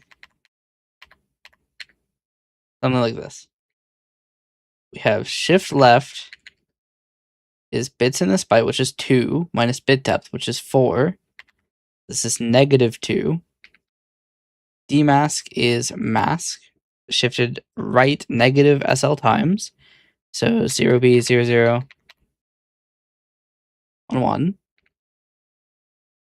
In data index, which is incremented postfix, and dmask. So we have 0, 0, 0, 0, 0, 0, 0, 0, AB, which is shifted left negative SL times. Negative SL is a positive number. So we have 0, 0. That was one too many zeros. 0, 0, 0, 0, AB, 0, 0. Dmask is now set to mask shifted left 8 minus bit depth, which is 4, minus SL, which is 2. So shifted left twice, 0B, 0, 0, 0, 0, 1, 1, 0, 0, which is incorrect. Is there 1 too few here? Hold on. 1, 2, 3, 4, 5, 6. Oh, we have 0B. There we go. So this is wrong because it should be on the left edge. So it should be 8 minus SL, which is now 8 minus, or 8 plus SL, which is negative. So 1, 1, 0, 0, 0, 0, 0, 0. That's 8 minus 2. It shift left 6 times. No. The mask is still this. So we need to shift it 6 times. But we do. Right? We have 1, 2, 3, 4, 5, 6. Yeah, no, that is right. Okay. D2 is the in data index plus 1 because it has been incremented and this mask. So that is 0B CD 0, 0, 0, 0, 0, 0. D or equals D2 shifted right 8 minus bit depth times, which is 4. So 0B 1, 2, 3, 4 CD 0, 0, which is incorrect. It should be 2 more times. So we can do minus SL.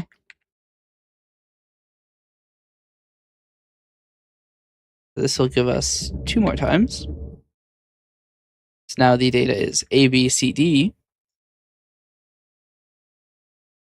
D is shifted left negative 2 times. That's not right. And the out data is written.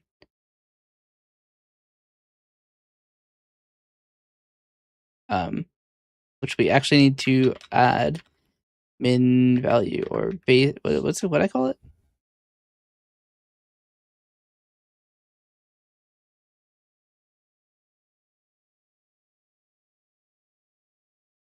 Oh, we don't know. Okay, never mind. So now let's try another thing. So let's say that the bit depth is 5 and only 1 byte or 1 bit is on the other side. So bits in this byte is, let's say, 4, right? Minus 5, so this is negative 1. The mask is the mask, which is 0B11111. Shifted right negative SL times. This should be 1, 1. In data index is ABCD. Shifted left negative SL times, so ABCD 0. I don't know what this is. The mask shifted left 8 times plus SL, which is 7 times to the left. So we have 1, 2, 3, 4. 1, 2, 3, 4, 5, 6, 7. We have 1. I don't think I muted in time. Sorry. Snazzy one.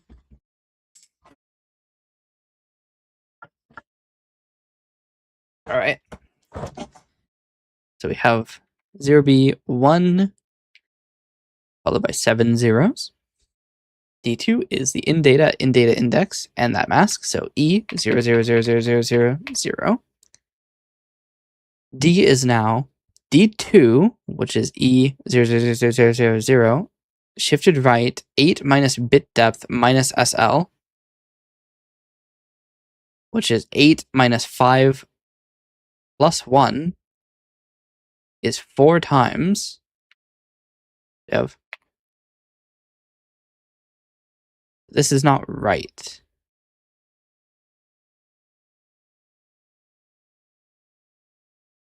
It might be 8 minus SL. No, that'd be 9 times. 8 plus SL?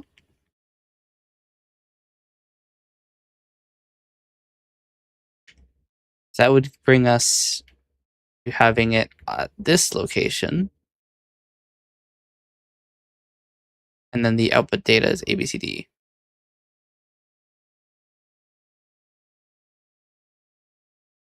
So another really quick check.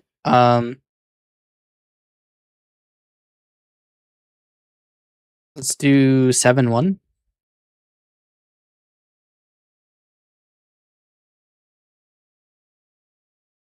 So bits in this byte is 7. Bit depth is 8. -1. Mask is shifted right once, that's 7 ones. In data is 0, A, B, C, D, E, F, G. We shift it left once to get A, B, C, D, E, F, G, 0.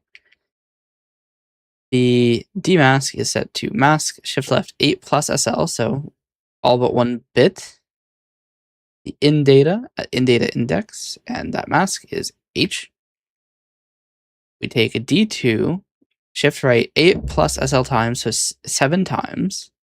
We end up with A, B, C, D, E, F, G, H. I think this is correct.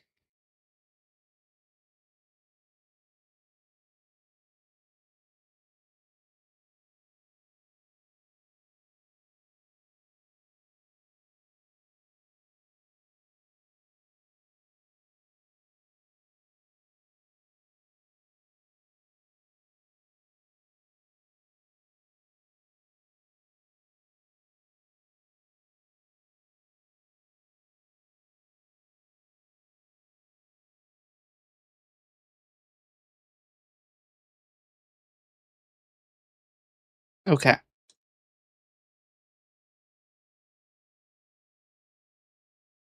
So now the plan is to test if this works. So we encode the content.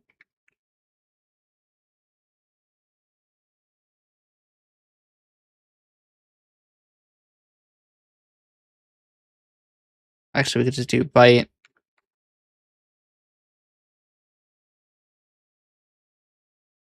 data 2 equals new byte. Actually, we could just decode it back to data.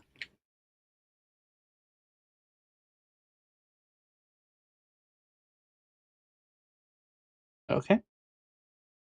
Bitstream.decompress.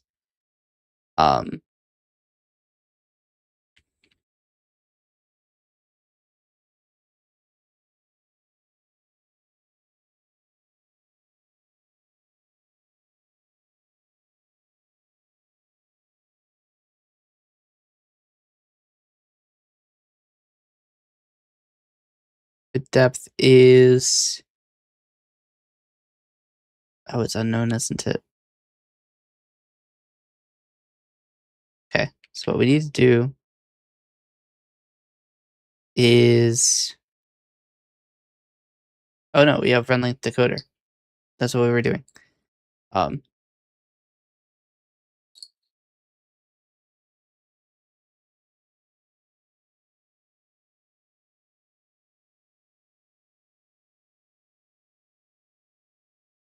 Bit depth is bit depth. Length is run length. And we can do s.write unfolded, and that's all. Okay. Then we should be able to do run length decoder RLD equals new. It does need a stream, memory stream outstream equals new.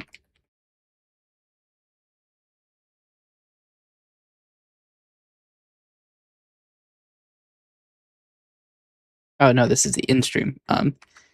Encoded content. RLD.read to outstream.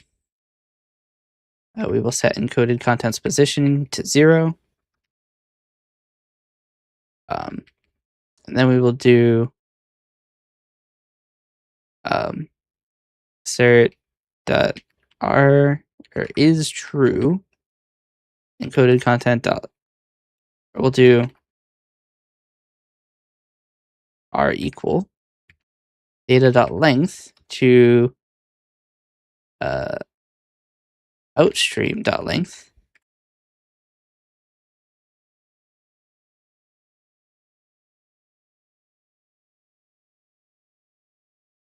I don't think that this is,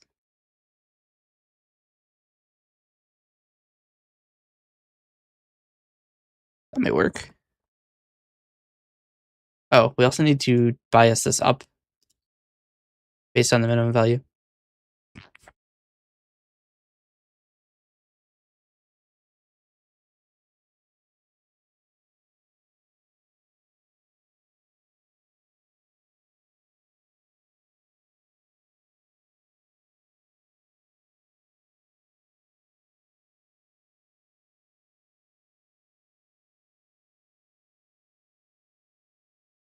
Okay. So this is where shit breaks. This is where it gets a little freaky.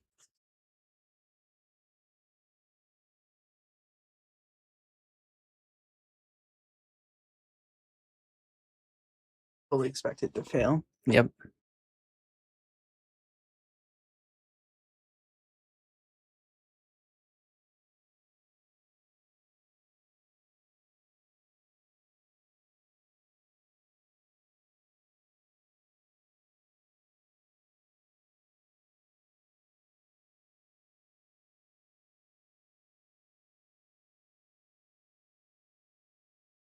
Hmm. Oh, right. About that. Yeah. This content isn't right because it wasn't written with the it wasn't written with the correct method. So the data actually doesn't exist in the correct format.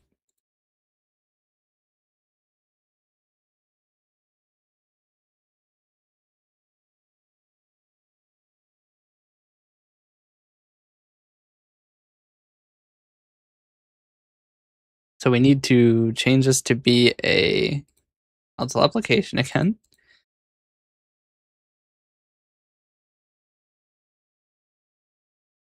And then I need to run it.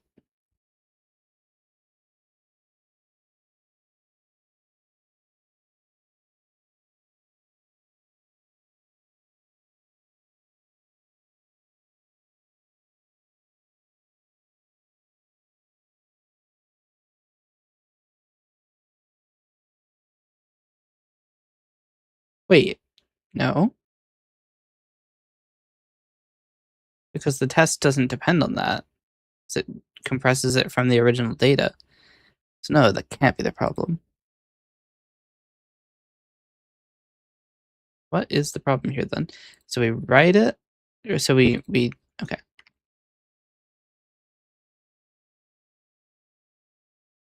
We accept the data, we write it to the stream, we clear the data, which is probably why this doesn't work. We can't do that. That might actually, it might just work.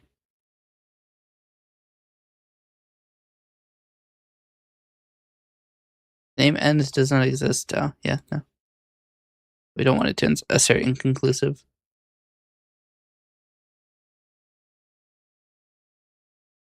Still inaccurate. What's that? Unable to read beyond the end of the stream.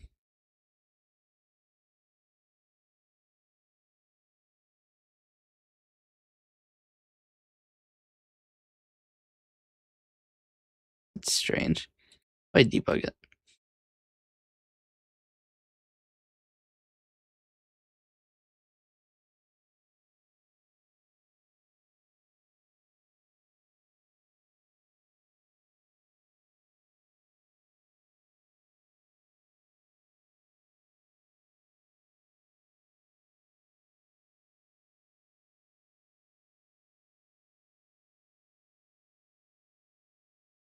Didn't even get to debug it.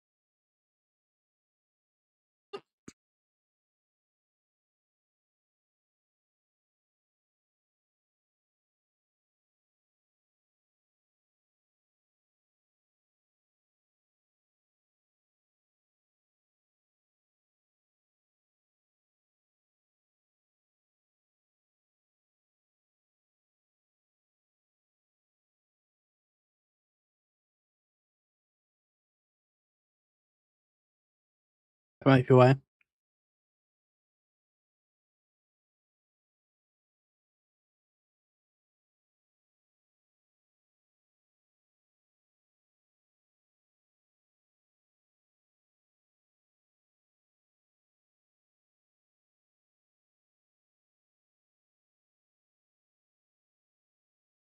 Actually accurate. Interesting. So, it is actually reproducible.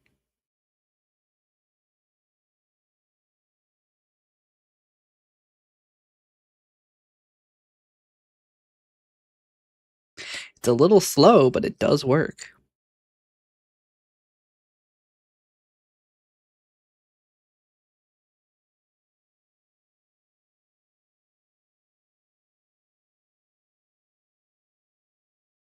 Which means the output of this is actually usable.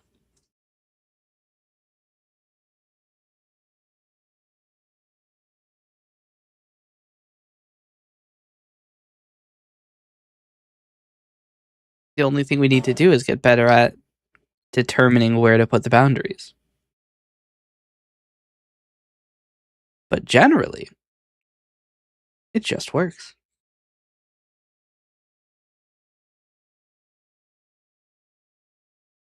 Very interesting.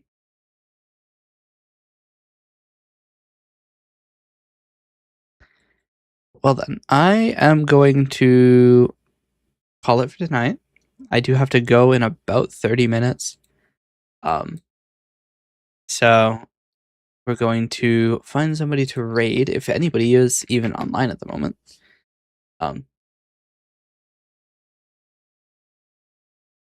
We got a couple people. Let's see. What are you playing?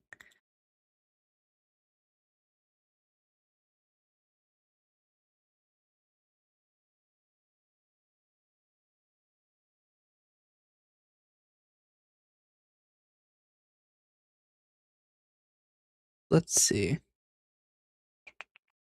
Oh, I also just realized you couldn't see half of the shit I was doing because this window's still in the way. You didn't miss much, but it does work now.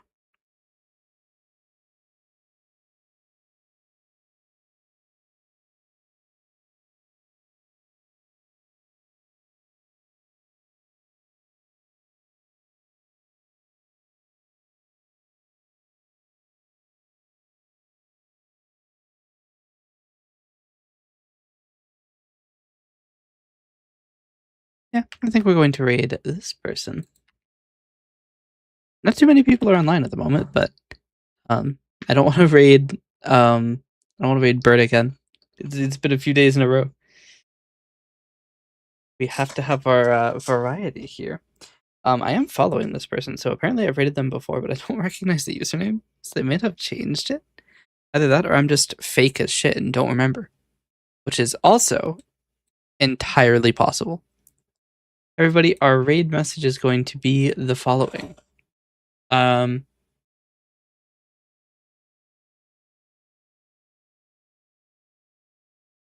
This is our raid message. If you're not a subscriber, it's fine. It's just everything except for the emo. Everybody, thank you again for watching. I hope you enjoyed. I know today was like super weirdly low energy, but I am doing crazy development shit.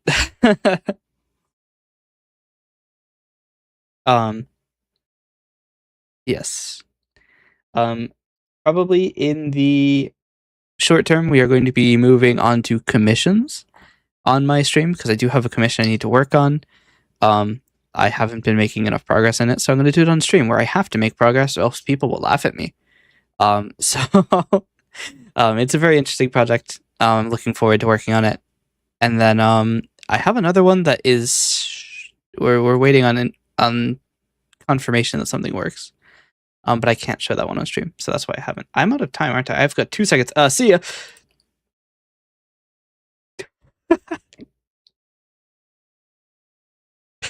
It's just me and you, YouTube now. I was like, I'm yapping one crazy. We're gonna be running out of time in the raid at some point, right? I look over, there's 3 seconds. I'm like, oh shit. All right. See you later, YouTube chat. Thanks for popping in.